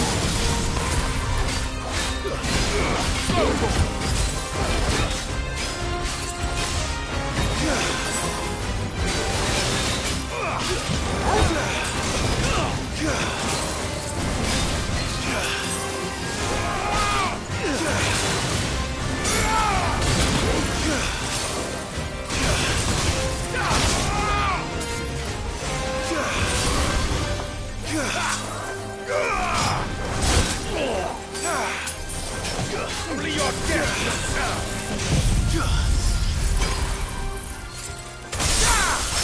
Ogle, kill! Attack!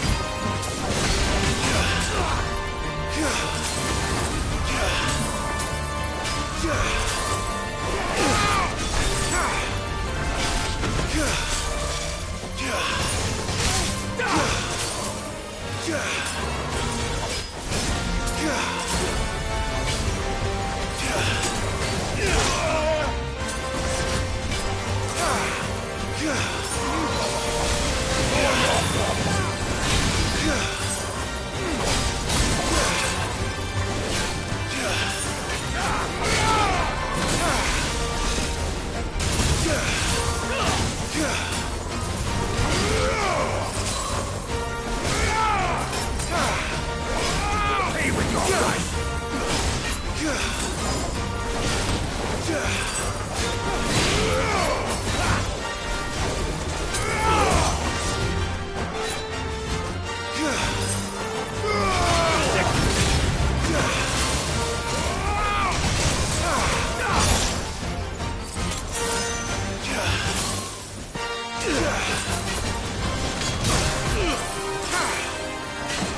Sell my pain! Go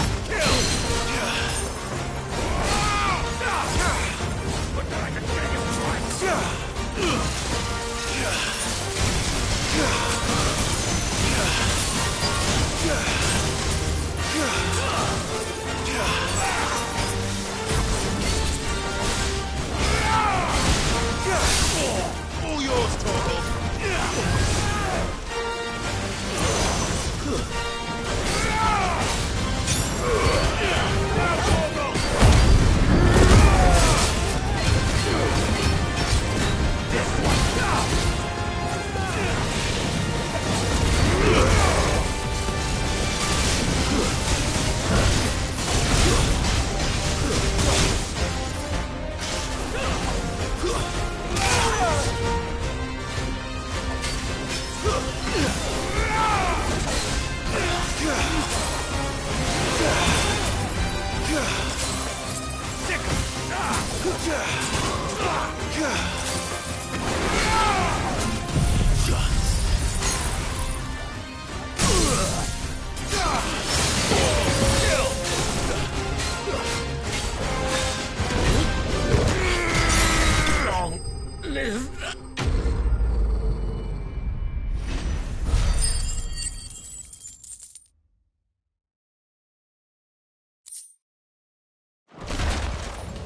Damn it. Dion would have been glad to have you back at his side.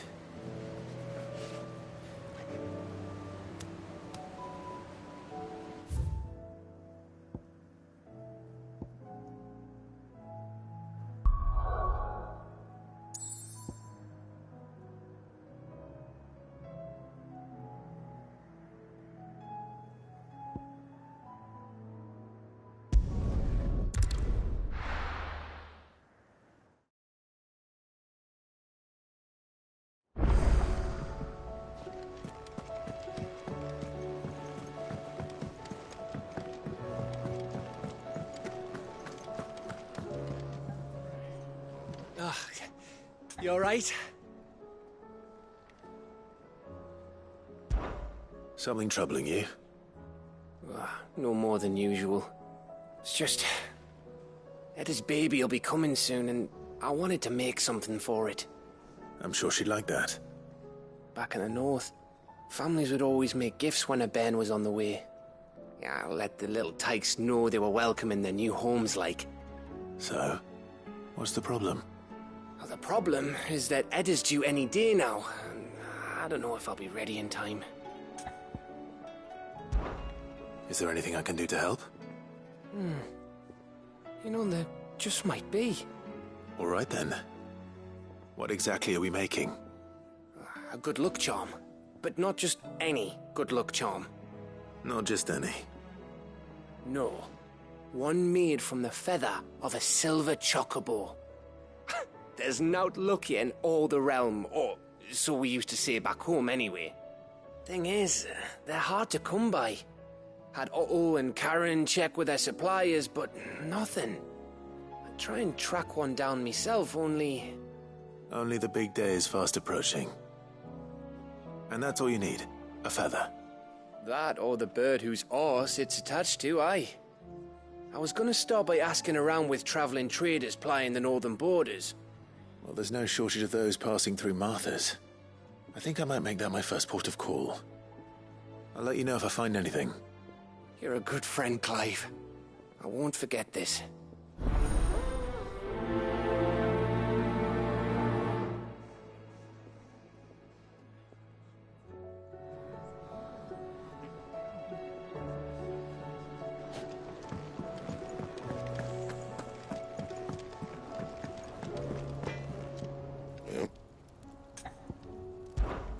What do you want?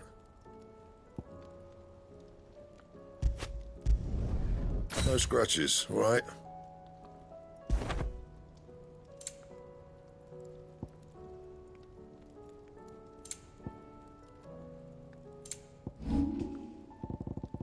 That it? Fine.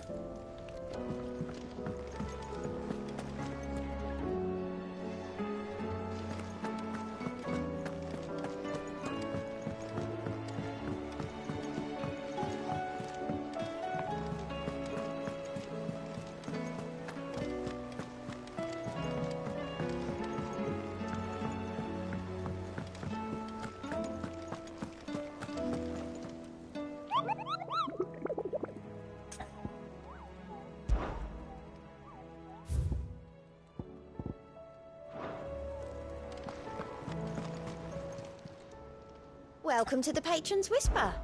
Come to claim your just desserts? Here you are.